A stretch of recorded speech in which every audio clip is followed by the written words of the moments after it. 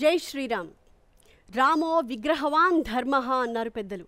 ధర్మానికి ప్రతిరూపమైన శ్రీరాముని ప్రాణ ప్రతిష్ఠ అంటే ధర్మ ప్రతిష్ఠ అనే భావించాలి. అందుకే ఇప్పుడు జగమంతా అయోధ్య వైపే చూస్తోంది. ఈ జగదానంద సమయంలో ప్రపంచమంతా రామమయమైన ఈ శుభ సందర్భంలో పెద్దల మాటలు వినడం, పండితుల నుంచి శ్రీరామకథ వైభవాన్ని తెలుసుకోవడం సముచితం, మనందరికీ కూడా శ్రేయోదాయకం. ప్రస్తుతం మనతో పాటు ఉన్నారు పద్మశ్రీ పురస్కార గ్రహీత బ్రహ్మశ్రీ గరికిపాటి నరసింహారావు గారు. శతాబ్దాల పోరాటం ఫలించిన వేళ శ్రీరామ విజయంతో ప్రపంచం ఉప్పొంగుతున్న సమయాన ఆయన నుంచి శ్రీరామ తత్వాన్ని మరింత మనం అర్థం చేసుకుందాం. గురువుగారు నమస్కారం అండి. ఈ సందర్భంగా మీకు శుభాకాంక్షలు. సంతోషం. ఇప్పుడు ప్రపంచం అంతా శుభాకాంక్షలు చెప్పుకోవాలి. అంతే అంతే కదండి. ఇది ఎందుకంటే ఇది శ్రీరామ విజయం అంటారా, మనందరి విజయమా? ఎవరి విజయం అంటే ఏమంటారు? మన విజయాన్ని రాముడు తన విజయంగా భావిస్తాడు. అంటే శ్రీరాముడేమో మన విజయం అనుకుంటాడు, మనం శ్రీరామ విజయం అనుకోవాలి. అద్భుతం. ఇప్పుడు ప్రపంచమంతా అయోధ్య వైపు చూస్తోంది. అయోధ్యని ఇప్పుడు మీరు ఎలా వర్ణిస్తారు? అంటే అదొక ప్రపంచానికి ఆధ్యాత్మిక రాజధానిగా ఎదుగుతున్న సందర్భంలో చూస్తారా? అయోధ్యను గురించి మనం అందరం చెప్పడానికంటే ముందే వేదం చెప్పింది చాలా స్పష్టంగా. వేదంలో ఉంది అయోధ్య వర్ణన. అష్టాచక్ర నవద్వార దేవానాం పూరయోధ్య అని ఉంది స్పష్టంగా. నీ శరీరమే ఒక అయోధ్య అని చెప్పారు. దాంట్లో అష్టచక్రాలు ఉన్నాయి, దానికి నవద్వారాలు ఉన్నాయి. ఇది దేవతలు నివసించే పురం, దేవానాం పూహు అయోధ్య. ఈ అయోధ్యలో ఉండే రాముడిని పట్టుకోవడమే నీకు జీవితానికి లక్ష్యం. అందుకే ఆత్మారాముడు అంటాం మనం. మరి ఆత్మా కృష్ణుడు, ఆత్మా శివుడు ఈ మాట లేదు. దేవుళ్ళలో రాముడు ఔన్నత్యం అది. మామూలుగా ఉపవాసం ఉన్నవాళ్ళు కూడా ఏదైనా అరటిపండు తింటే ఎందుకు తిన్నా ఆత్మారాముడు శాంతించాలి కదమ్మా అని ఆత్మారాముడే అంటారు, కానీ వేరే దైవం పేరు చెప్పరు. ఆత్మని రాముడుగా భావించడం తెలుగు వాళ్ళ యొక్క ప్రత్యేకత, ఇతర రాష్ట్రాల వాళ్ళు కాదు. మన తెలుగు వాళ్ళు రాముడిని సొంతం చేసుకున్నంతగా నన్ను అడిగితే అయోధ్య వాళ్ళు కూడా చేసుకోలేదు మనకి. అందుకని ఈ శరీరం అష్టాచక్ర అంటే ఇందులో పంచ జ్ఞానేంద్రియాలు, పంచ కర్మేంద్రియాలు, పంచ ప్రాణాలు ఉన్నాయి. పంచభూతాలతోనే ఇది ఏర్పడింది. అప్పటికి 4 అయ్యాయి. కోరిక, కర్మ, జ్ఞానం ఇవన్నీ కలిపితే మొత్తం 8 అవుతాయి. వీటితో కలిసి మొత్తం 8 అష్టాచక్రాలంట. అంటే ఇవి ఈ సమ్మేళనంతో 4 20 సమ్మేళనంతో ఏర్పడితే ఆ పైన అంతఃకరణ చతుష్టయం అంటారు. మనస్సు, బుద్ధి, చిత్తం, అహంకారం. మనం మనస్సు అంటే చెయ్యాలా వద్దా అవునా అని చాలాసార్లు ఊగిసలాడుతూ ఉంటుంది. అప్పుడు దాన్ని మనస్సు అంటారు. ఒకటే పదార్థం, అది పేరు మారుతుంది. ఒక చెయ్యాలి, ఏదో ఒకటి మంచో చెడ్డో చేయాలని నిర్ణయించుకున్నాక దాన్ని బుద్ధి అంటారు. చేసిన దాన్ని చేసి వదిలేయకుండా దాన్ని మళ్ళీ జ్ఞాపకం పెట్టుకోవడం ఉందే దాన్ని చిత్తం అంటారు. చిత్తం అంటే స్టోర్ రూమ్. అందుకే చిత్తా కింద తావొత్తు ఉంటుంది. ఆ తావొత్తే వేసిన గడియ. చిత్తు అది నిజానికి. చిత్తు నుంచి వచ్చింది చిత్తం అనేది. చిత్తు అంటే చైతన్యం. మనం కలగనేటప్పుడు కూడా మన స్వరూపం ఒకటి మనకు ఉంది కదా, మంచం మీద పడుకున్న స్వరూపం కాదు, లోపల మనం ఉన్నాం. ఆ చిత్తు అంటారు దాన్ని. ఆ చిత్తు మీదే కల వస్తుంది. ఇప్పుడు చిన్మయం అంటారు దాన్ని. అందుకని ప్రపంచం అంతా చిన్మయం అంటారు వేదాంతులు. ఆ చిత్తులో ఉండకుండా ఈ జ్ఞాపకాల కింద తావత్తు పెట్టాడంటే వీడి జ్ఞాపకాలు పెంచుకుంటున్నాడు. అంటే ఈ మనస్సులో ఏదో సంకల్పించాడు, అవునో కాదని, తర్వాత దాన్ని నిర్ణయించుకున్నాడు, తర్వాత దాన్ని చేసి గదిలో జ్ఞాపకం కింద పెట్టాడు. ఈ చిత్తమే మనం అన్ని జన్మలెత్తడానికి కారణం. ఈ చిత్తాన్ని భేదిస్తే తప్ప ఇది సాధ్యం కాదు. అందుకే చిత్తశుద్ధి ముఖ్యం అంటారు. మీరు చెప్తుంటే నాకు ఒకటి గుర్తొస్తున్న పుస్తకంలో చదివాను. చిత్రగుప్తుడు అంటే మరెవరో కాదు, చిత్తగుప్తుడి నుంచి చిత్రగుప్తుడు వచ్చాడు. మన చిత్తమే అది చెప్పాను. మన చిత్తంలో చాలా గుప్తంగా ఉండే జ్ఞాపకాలే చిత్తగుప్తుడు. చిత్రగుప్తుడిని ఒక వ్యక్తి ప్రత్యేకంగా ఉండి ఓ పుస్తకం పట్టుకుని ఇవన్నీ రాయడు. ఎవరికీ అంత ఓపిక లేదు. ఇన్ని జీవుల కర్మలు ఎవరు రాస్తారు? భగవంతుడు ఎంత గొప్ప నియంత్రణ చేసి పెట్టాడు అంటే నిర్మాణం. ఎవరి మనస్సు వారికే సాక్షి. మీకు తెలియకుండా, మీ మనసుకు తెలియకుండా మీరేం చేయలేరు, నా మనస్సుకు తెలియకుండా నేనేం చేయలేను. అంతఃకరణం అంటారు. 4వది అదే అహంకార రూపంలో. అంతఃకరణ చతుష్టయం అంటారు. 4 కలిపి ఈ జ్ఞాపకాల రూపంలో ఉన్నవి మళ్ళీ పైకి వచ్చి పాపఫలాల్ని, పుణ్యఫలాల్ని కూడా అనుభవించేలా చేస్తాయి. పుణ్యఫలాలు అనుభవించేటప్పుడు మనం స్వర్గంలో ఉన్నట్టు భావిస్తాం. పాపఫలాలను అనుభవించేటప్పుడు నరకంలో ఉన్నట్టు భావిస్తాం అనేది చాలా ముఖ్యం ఇక్కడ. అది భావనే, వాస్తవం కాదండి. వాస్తవం అంటే ఇప్పుడు మనకు కనిపిస్తున్నంత వాస్తవం, ఇది ఎంత వాస్తవమో అదంతే వాస్తవం. వాస్తవం కాదనడానికి లేదు. కలగంటున్నంతసేపు కలలో ఉన్నవన్నీ మీరు వాస్తవం అనుకున్నారా లేదా? అలాగే ఇప్పుడు అనుకుంటున్నారు అంతే. ఇది కలే, ఇక్కడ ఉన్నంతసేపు ఇది వాస్తవం. కలలో ఉన్నప్పుడు కల వాస్తవం. వాస్తవం కాంతి ఏముంటుంది? అంతర్గతంగా ఆత్మమూలంలోకి పెడితే అది అబద్ధమే, ఇది అబద్ధమే. అన్నీ భావనాత్మకమే. ఇప్పుడు అనుకుంటున్నవే అంతే. ఈ అంతఃకరణ చతుష్టయం మనకి కోరికలు ఉంటాయి, అది 5వది. 6వది దానికోసం చేసే కర్మ ప్రయత్నం. 8వది చాలా ముఖ్యం. అసలు ఈ మొత్తాన్ని గురించిన పరిజ్ఞానం. ఇది ఏమిటి, ఎందుకు వస్తుంది, ఈ కోరిక ఎందుకు కలిగింది, దీన్ని తీర్చుకోకపోతే నష్టం ఏమిటి, ఎందుకు చిన్న కోరిక కోసం ప్రాణాలు పోగొట్టుకుంటున్నారు. చాలా చిన్న కోరిక, ఓ కొసకెళ్ళి సెల్ఫీ తీసుకోవాలనుకుంటాడు, ప్రాణం పోతుందని చెప్పినా వినడు. అక్కడ హెచ్చరిక పెట్టినా చూడలేదు. ఏమనాలి, దీన్ని నీ కోరికే నేను నాశనం చేస్తుంది లేదా? అదే ఒక మంచిదాని కోసం ఒక కోరికలో, చిన్న కోరికతోనే పెద్దవాళ్ళు అయిన వాళ్ళు కూడా చాలామంది ఉన్నారు జీవితంలో అన్నింటినీ జయించి.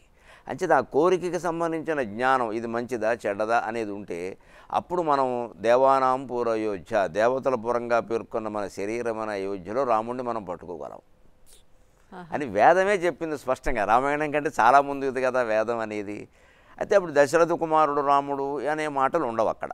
పరమాత్మ అన్న దృష్టితోనే ఉంటాయి. విష్ణువు అని కూడా ఉండదు. అంచేది అయోధ్య అనే మాట ఎప్పటిది కాదు. పైగా మనకి 7 మోక్షాలనిచ్చే పురాలు ఉన్నాయి.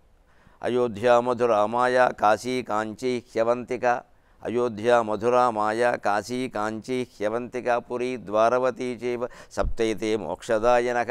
అయోధ్య మధుర నగరం, మాయ అంటే ఉజ్జయిని, కాశీ కాంచీపట్టణం, అవంతి నగరం, అలాగే ద్వారక. ఈ 7 మోక్షదాయకాలు అన్నారు. ఇవి స్వర్గాలు కావు, మోక్షం ఇస్తాయంటే పూర్తి పరిజ్ఞానాన్ని ఆత్మజ్ఞానాన్ని కలిగిస్తాయి. అంత గొప్పది అయోధ్య. అందుకని ఎంచుకుని రాముడు అక్కడ పుట్టాడు. మనం ఇన్న దశాబ్దాల పోరాటం ఎందుకు చేసామంటే అంత ఎంచుకుని పరమాత్మ పనిగట్టుకుని ఆ నగరంలో అవతరిస్తే అక్కడ మనం రాముడు గుడి కట్టుకోకుండా వేరే ఏవో ఉంటే ఎలాగా? ఇప్పుడు మనకి ఎక్కడైనా గౌరవం జరిగిన మీకు పెద్ద పేరు మీకు రావచ్చు, ఎన్నో చోట్ల ఎన్నో గౌరవాలు మీకు చేయొచ్చు. మీ సొంత ఊళ్ళో గౌరవం చేసినప్పుడు మీరు పొందే ఆనందం వేరు కదా. నాకు పద్మశ్రీ రాగానే తాడేపల్లిగూడెం దగ్గర బోడపాడులో పిలిచి ఓ దండ ఇస్తే నాకేదో మా అమ్మ ఊళ్ళో కూర్చున్నట్టే అనిపించింది నాకు. ప్రపంచం అంతా బోలెడు మంది సత్కారాలు చేశారు, మా ఊళ్ళో జరిగింది వేరు. అలాగే రామాలయాలు చాలా చోట్ల ఉన్నాయి, రామాలయం లేని ఊరు లేదు అసలు. కానీ అయోధ్య వేరు. అందుకోసమే జాతి పోరాటం చేసింది, న్యాయబద్ధమైన పోరాటం చేసింది, దాంట్లో నెగ్గింది. ఈ ఆనందం అంతకంటే ఏం చెబుతాం అంటే అయోధ్య గురించి వేదాల్లోనే ఉంది. మీరు అన్నట్టు ఎన్ని ఎదురుచూపులు, ఎన్ని పోరాటాలు, ఎంతమంది త్యాగాలు. వాస్తవానికి ఆ రామకార్యాన్ని సాధించిన కార్య సాధకులకి మీ ఒక 18 రూపాయలు ఏమన్నా మీ ఆశీస్సులు అందిస్తారా? వాళ్ళకి ప్రధానమైన ప్రేరణ కలిగించింది ఏమిటంటే రామరక్ష అంటాం మనం. రాముణ్ణి వాళ్ళు మనస్సులో పెట్టుకుని ఒక వీరరాముణ్ణి ఊహించుకున్నారు వాళ్ళు. అందుకే అయోధ్య సంపాదించినప్పుడు, అయోధ్య తీర్పు వచ్చినప్పుడు కానీ, దాన్ని సాధించే ప్రయత్నంలో కానీ ఇక్కడున్న పట్టాభిషేకం రామ చతురాయతనం అంటాను దీన్ని. శివ పంచాయతంలాగా రామ చతురాయతనం. రాముడు ఉంటే నలుగురు ఉండాల్సిందే. అంతేగా. ఎందుకంటే కొంతమంది అంటారు, ఎప్పటికే అంటున్నారు, అంత ఆర్భాటం ఎందుకండి గుడి రాముడికి, అంత ఎందుకండి, మామూలుగా చేయకూడదు. మీరు శివుడికి చేయండి, అలాగా మీరు కృష్ణుడికి చేయండి అవసరమైతే. శివుడు త్యాగి, కృష్ణుడు యోగి, రాముడు భోగి, ఆయన రాజు. ఒక మామూలు ముఖ్యమంత్రి పెడితే వెనకాల 10 కార్లు ముందు కార్లు పెడుతున్నాయేమో, ఒక మహారాజు పెడితే అలా మాట్లాడితే అలాగే ఆర్భాటమే ఉంటుంది. ఆయన ఇప్పుడు ఈ నలుగురు లేనిదే ఆయన ఉండడు. కానీ అయోధ్య సాధన విషయంలో మన వాళ్ళు ఒక్క రాముడిని ఇలా ధనుస్తూ వేశారు. ఎందుకంటే అక్కడ ఉన్నది బాలరాముడు, అక్కడ విశేషం అది. వాళ్ళు ప్రతిష్ఠున్నది కూడా బాలరాముడిని, పెళ్ళి కాని రాముడిని. తర్వాత పెళ్ళి అయిన తర్వాత అవన్నీ వేరే విషయాలు. ఆయన ఒక వీరత్వంతో స్ఫూర్తిగా నిలబడ్డాడు. ఎలాగా 18 రూపంలో చెప్పమంటున్నారు కాబట్టి చెప్తాను. రాముడు అలా నిలబడినప్పుడు మీరు గమనించండి, అంతకంటే కూడా మన వాళ్ళు అయోధ్య కోసం ప్రయత్నాలు చేసినప్పుడు ఇలా వేశారు, ఇలా ధనుస్సు పెట్టి ఇలా లాగుతున్నట్టు. ఏమానారి బిగింపు రాఘవునిదాయిఠీవి, ఏమానారి బిగింపు రాఘవునిదాయిఠీవి, ఆరూపు రుక్సామాధర్వయజు ప్రభా శుభదమౌ, ఆరూపు రుక్సామాధర్వయజు ప్రభా శుభదమౌ, సర్వాంగ సౌశీల్యమౌ. ఏమా చిర్నగవు ఏమో చిరునగవు ఇన్ని ఏండ్లైన పోదే, ఏమో చిరునగవు ఇన్ని ఏండ్లైన పోదే, అన్ని కష్టములు ఆ స్వామిన్ కృంగగజేయవయ్యే, అన్ని కష్టములు ఆ స్వామిన్ కృంగగజేయవయ్యే, భరతాంబా నీవు ధన్యాత్మవౌ.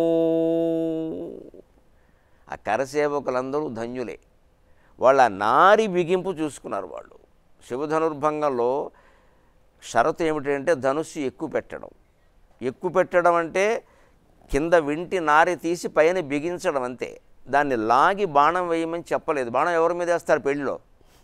అది రాక్షస సంహారం కాదు కదా. ఎక్కువ పెట్టడం వేరు. పూర్వకాలం ధనుస్సులకి ఇలాగా ఈ ఆకారంలో ఉంటే ఆ వింటి నారి అది కింద ఉండేది, దానికి ఒక కన్నం ఉండి కింద ఉండేది. బిగించి ఉందనుకో అది జంతువు నరంతో చేస్తారు, నక్క నరం. అది వింటి నారి నక్క నరంతో చేస్తారు. మన పురుకొస్తాడు దారంతాడు నైలం దారం కాదు, అది నక్క నరం. భారత యుద్ధం రామాయణ యుద్ధాల్లో వర్ణిస్తారు. ఒక రథంలో 500 నారులు ఉండేవి, వింటి నారులు. ఒకటి తెగిపోతే ఇంకోటి కట్టుకోవడానికి. జంతువు నరాలు అవి. అవి కొరికేస్తాయి రాత్రి రోజు జంతువులు. ఎందుకంటే కట్టు ఉండదు, ఎప్పుడు లోపలికి గంటేసి పైన ఓ పుల్ల అడ్డంగా పెడతారు, దాన్ని తీసుకులాగుతారు. ఇలాగ ఈయన ఎడమకాలు పాదం బొట్టనవేలు దాని మీద పెట్టి ఈ మధ్యలో లస్తకం అంటారు, పిడికిలు పట్టుకుని చోట పట్టుకుని దీన్ని పైకి తీసి దాన్ని వంచి బిగించాడు. ఈయన శక్తి ఎటువంటిదో కానీ 13 ఏళ్ల వయస్సులో అది విరిగిపోయింది. అవి ఇదేమిటి ఆయన ఊహించలేదు, ఆయన కావాలని చేయలేదు, ఆయన శక్తి అటువంటిది. అంతటి ధానుష్కుడు రాముడు అంటే. అలాంటి వాడు మళ్ళీ భారత యుగంలో అర్జునుడే, మళ్ళీ త్రేతాయుగంలో రాముడు. ఇంకా అంతకుముందంతా శివుడే, ఇంకెవరు లేరు ఇక్కడ. ధానుష్కుడు విలువిద్యకు ఆద్యుడు శివుడు. రాముడు కూడా శివుడు అంటే చాలా ఇష్టం ఆయనకి. రామలింగేశ్వర ప్రతిష్టలన్నీ చేశాడు. అందుకని ఆ వీరత్వాన్ని వీళ్ళు ప్రతీకగా తీసుకుని సాధించగలిగారు. అంటే ఎంతమంది బలిదానం చేశారు ఆ వేళ కరసేవలో కానీ, తర్వాత కానీ, ప్రయాణంలో కానీ, ఆ వ్యాజ్యాన్ని ఎదుర్కోవడంలో కానీ. ఆ పరాశరణ గారు మహానుభావుడు, ఆయన న్యాయవాది, ఎన్నేళ్ళు వాదించాడు. జీవితం దానికి ధార పోసేశాడు ఆయన. మరి దక్షిణాదితోనే రాముడికి ఎక్కువ సంబంధం. అది పరాశరణ గారు ఎవరు? ఎక్కువ సంబంధం. అది అంత విజయాన్ని సాధించారు. దానికి రాముడి యొక్క వీరత్వం మానవుడుగా ఉండి సాధించిందే ప్రేరణ ఇచ్చింది. అందుకని వాళ్ళందరికీ ఇప్పటికీ కూడా అన్ని కష్టాలు ఎదుర్కొన్న చిరునవ్వు విడిచిపెట్టిన రాముడి ముఖమే వారికి అన్ని కష్టాలు తొలగించి సుఖాలు కలుగజేయునుగాక అని మనం ప్రార్థన చేద్దాం. అంతే. చాలా బాగా చెప్పారు గురుగారు. గురుగారు, త్రేతాయుగం నాటి ఆ ఆదర్శాలు, ఆ జీవన విధానం ఈనాటికి మనకి అనుసరణీయం అంటారు. కానీ త్రేతాయుగం వేరు, కలియుగం వేరు. వాళ్ళంటే దేవుళ్ళు కాబట్టి వాళ్ళకి సాధ్యమైంది. మనం మానవ మాత్రులం కదా, మనకి వాళ్ళకి పోలికేంటి, మనం మనుషులానే జీవిస్తాం అనేవాళ్ళు ఉన్నారు. ఎలా ఆదర్శాన్ని తీసుకుని మనం కూడా ఈ మాటలో మీరేమనుకోకపోతే వాళ్ళు దేవతలో వాళ్ళకి సాధ్యమైంది, మనం మనుషులో మనకి సాధ్యం అవుతుంది అనేది ఇది తప్పించుకునేవాడు మాట్లాడే మాట. అందుకోసమే ఇతర అవతారాలు వేరు, రామావతారం వేరు. కృష్ణావతారంలో ఆయన 3 నెలల వయస్సులో పోతనను చంపాడు, మానవుడికి సాధ్యమయ్యేది కాదు. 5 ఏళ్ల వయస్సులో కాళీయుడిని మర్దనం చేశాడు, మానవుడికి సాధ్యమయ్యేది కాదు. 7 ఏళ్ల వయసులో గోవర్ధన పర్వతం ఎత్తాడు. ఇవి సినిమామయాలు కాదు, వాస్తవాలు. ఇది మానవుడికి సాధ్యం కాదు, ఒప్పుకుందాం. కానీ రాముడు అలాంటి అద్భుతాలు ఎక్కడ చేయలేదు. మానవుడిగా ఏం చేయగలరో అదే చేశాడు ఆయన. కనీసం హనుమంతుడు దూకినట్టు సముద్రం దూకేద్దామని కూడా అనుకోలేదు ఆయన. రామభక్తితో రామశక్తితో హనుమంతుడు దూకాడు, రాముడు దూకలేడా? కానీ రాముడు దూకుతాడు, మిగిలిన వాళ్ళు. మానవుడు ఎలాగైతే తగిన సైన్యాన్ని సమకూర్చుకొని ధర్మం కోసం పోరాడుతూ శత్రువుని ఎదిరిస్తాడో అలాగే నేను ఎదిరించాలి అని చెప్పడం కోసమే రాముడు అవతరిస్తే, రాముడు చేసిన పనులు కూడా త్రేతాయుగంలో కాబట్టి సాధ్యమయ్యాయి, ఈ యుగంలో సాధ్యం కదా. మనం తప్పించుకుంటున్నాం. ఇక్కడ ఒక కీలకమైన విషయం ఇటీవల నేను చదివింది చెబుతా, ఇక్కడే కొత్తగా చెబుతున్నాను ఆ విషయాన్ని. భారతంలో ఒక ప్రసక్తి వస్తుంది. కుంతికి కృష్ణుడికి ఒక సంవాదం జరుగుతుంది. కృష్ణరాయబారం విఫలమైన తర్వాత వచ్చి, అత్త నేను చేయవలసింది అంతా చేశాను, వాడు వినట్లేదు, దుర్మార్గుడు దుర్యోధనుడు, ఇంకా నన్ను ఏం చేయమంటావు, యుద్ధం తప్పేటట్లేదు, నీ పెద్ద కొడుకు మాత్రం యుద్ధానికి సిద్ధంగా లేడు అంటాడు. మరి నిజమే కదా, యుద్ధం తప్పేటట్లేదు, ఎన్ని చెప్పాను, ఎన్నో చేశాను, ప్రలోభ పెట్టాను, బెదిరించాను, బతిమాలాను, అన్నీ చేశాను, వాడు వినడం లేదు, ఒక మూర్ఖుడు అంతే కదా, వినడు, మీ పెద్ద అబ్బాయి మాత్రం యుద్ధానికి సిద్ధంగా లేడు, అంచేత నువ్వు 5గురిని కన్న తల్లివి, నన్ను ఏం చేయమంటావు చెప్పు అన్నాడు కుంతీదేవితో. అప్పుడు కుంతీదేవి ఏమందంటే, ధర్మరాజు పొరపాటు పడుతున్నాడు, ఇప్పుడు ఇలాగే ఆలోచిస్తున్నాడు, మనం అనుకున్నట్టే వాళ్ళకి సాధ్యం మనకి సాధ్యమా, మనకి ఎందుకు వచ్చింది యుద్ధం, భీష్ముడిని ఎక్కడ గెలుస్తాం. ధర్మరాజు పైకి శాంతి శాంతి అని మాట్లాడాడు, కానీ లోపల భయం ఉంది, లోపల భయం ఉంది. కర్ణుడు అంటే భయం ఉంది. రోజు ధర్మరాజుకి నిద్ర పట్టకుండా చేసినవాడు కర్ణుడు, రోజు ధృతరాష్ట్రుడికి నిద్ర పట్టకుండా చేసినవాడు భీముడు. ఈయనకి ఆయన కళ్ళలోకి వచ్చాడు, ఈయన కళ్ళలోకి వచ్చాడు. వాళ్ళిద్దరే చెప్పారు, మనం చెప్పక్కర్ల, భారతం చదివితే అర్థమవుతుంది. అక్కడ కుంతి ఏం చెబుతుందంటే, ధర్మరాజు శాంతి పేరు మీద తప్పించుకునే ప్రయత్నం చేస్తున్నాడు ధర్మాన్ని కాపాడే విషయాన్ని. రాజు అన్నవాడు ధర్మాన్ని కాపాడాలి, తనకి రావలసిన రాజ్యభాగం కోసం పోరాడమని చెప్తున్నది తన కోసం కాదు. నా 5 పిల్లలకి నేను బిచ్చమెత్తిగానే తిండి పెడతాను, ఏకచక్రపురంలో చేయలేదా అంది ఆవిడ. అది పెద్ద విషయం కాదు, క్షత్రియుడైన వాడు పౌరుషం ఉన్నవాడు అలా బతకూడదయ్యా అనడానికి ఏం చెబుతుంటే, చాలామంది మన దగ్గర అంటారు, చూడు ఈ పరిపాలన ఎలా ఉంది ఏమిటండి, పాలకులందరూ ఇలా ఉన్నారు, రాజకీయాలు ఎలా ఉన్నారు, కాలమహిమ. చాలా తప్పుడు మాట అమ్మా ఇది. కాలానికి రాజు కారణమా, రాజుకి కాలం కారణమా అంటే రామాయణం భారతం కూడా చాలా స్పష్టంగా రాజా కాలస్య కారణం అని చెప్పి. పరిపాలన బట్టి కాలం ఉంటుంది, కాలాన్ని బట్టి పరిపాలన ఉండదు. మనం ఖచ్చితంగా పరిపాలకులను నిలదీయవలసిందే, ఓటేసేవాడు కూడా నిలదీయవలసిందే. నీ బాధ్యత నువ్వు మర్చిపోయి నువ్వు 2000 తీసుకుని ఓటేసి కాలం బాగోలేదంటే 2000 తీసుకున్నప్పుడు బాగుందా? మనిషి తన బాధ్యతను మన తప్పు మనం అసలు ఒప్పుకోము దీన్ని. అందరూ తీసుకుంటారు కదా, నిన్ను తీసుకోమని చెప్పారా, తీసుకోకపోతే నరుకుతామని ఇంకా అంత వ్యవస్థ రాలేదు కదమ్మా. వాడు ప్రలోభ పెట్టారేమో కానీ తీసుకోకపోతే చంపేస్తాం అన్నంత రాలేదు కదా. కావాలని చేస్తున్నాం మనం ఇక్కడ. పైగా శుభ్రంగా కబురు చేసి మా ఇంట్లో 10 ఓట్లు ఉన్నాయండి, 10 రోజులు 20,000 అని చెప్పి పంపిస్తున్నారు. మరి ఇప్పుడు కాలం ఎవరి చేతుల్లో ఉందండి? ఎందుకు చెప్తారు దొంగ మాటలు? కాలం మీ చేతుల్లో ఉంది, మీరే మార్చేశారు కాలాన్ని. స్పష్టంగా భారతం చెప్పింది అక్కడ. కాలోవా కారణం రాజ్ఞక, కాలోవా కారణం రాజ్ఞక, రాజావా కాలకారణం ఇతి తే సంశయో మాభూత్ రాజా కాలస్య కారణం అని భారతంలో వ్యాసుడు కుంతీదేవి చేత చెప్పించాడు. పాత్రల చేత కొన్ని రచయిత తన భావాలు చెప్పిస్తాడు కదా, సినిమాలో దర్శకుడు చెప్పించినట్టుగా, అంతే కదా. అక్కడ ఏమంటున్నాడంటే, సాధారణంగా లోకంలో ఒక అనుమానం ఉంటుంది కృష్ణ, కాలోవా కారణం రాజ్ఞక, రాజులా పరిపాలించడానికి కాలం కారణమా లేదా రాజావా కాల కారణం, రాజు కారణంగానే కాలము పరిస్థితులు ఇలా ఉన్నాయా, ఇది తే సంశయం మాభూత్, ఇలాంటి అనుమానం నువ్వు పెట్టుకోవలసిన పనే లేదని నిర్ద్వంద్వంగా చెప్పింది. ఇక బద్దలకొట్టి గరికపాటి వారి ప్రవచనమే, రెండో మాట ఉండదు. ఇంకా ఇప్పుడు అనుమానానికి అవకాశం ఉండదు. ఇది ఇంతే, నీకు ఇష్టమైతే చేయాలి, అయితే లేదు. ఇప్పుడు బతిమలాల్సిన అవసరం మనకేం లేదు ఇక్కడ. అందుకని ఖచ్చితంగా ఇది తే సంశయం మాభూత్, నీకు అనుమానం అక్కల్లా. రాజా కాలస్య కారణం, వ్యాసుడు చెప్పాడమ్మా, నేను చెప్పడమా, నా వాణి వ్యాసుడి నుంచి నేర్చుకున్నాను. గట్టిగానే బద్దలు కూడా చెప్పమని చెప్పాడు, బతిమలతో చెప్పొద్దు అన్నాడు, వినడు ఎవడోను.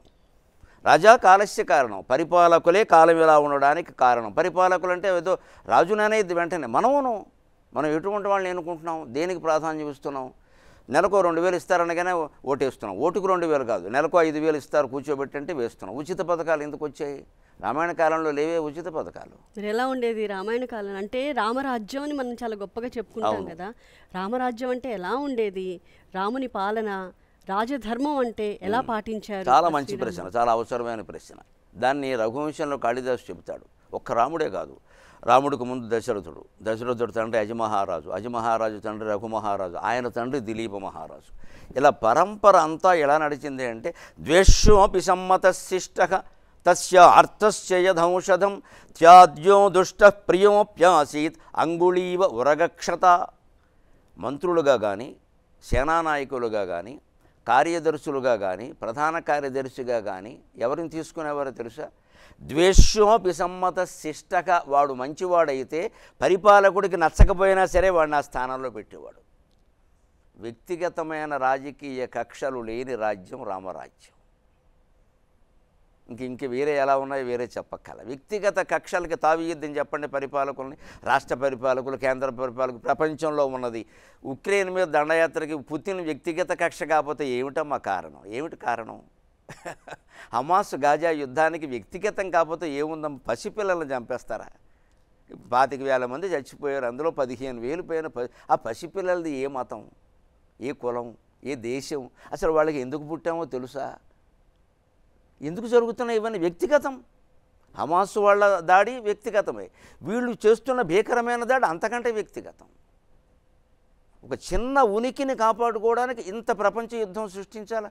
మొత్తం ప్రపంచమంతా వెడుతున్న ఎర్ర సముద్రం మీద నౌకలను హౌతీ తీవ్రవాదులు దాడి చేసి ఆపేస్తున్నారే, ప్రపంచ వాణిజ్యం మొత్తం దెబ్బతింది. దీనికి ఏమంటారు? దీన్ని ఏ జాతికి మేలు జరుగుతుంది దీనివల్ల చెప్పమనండి.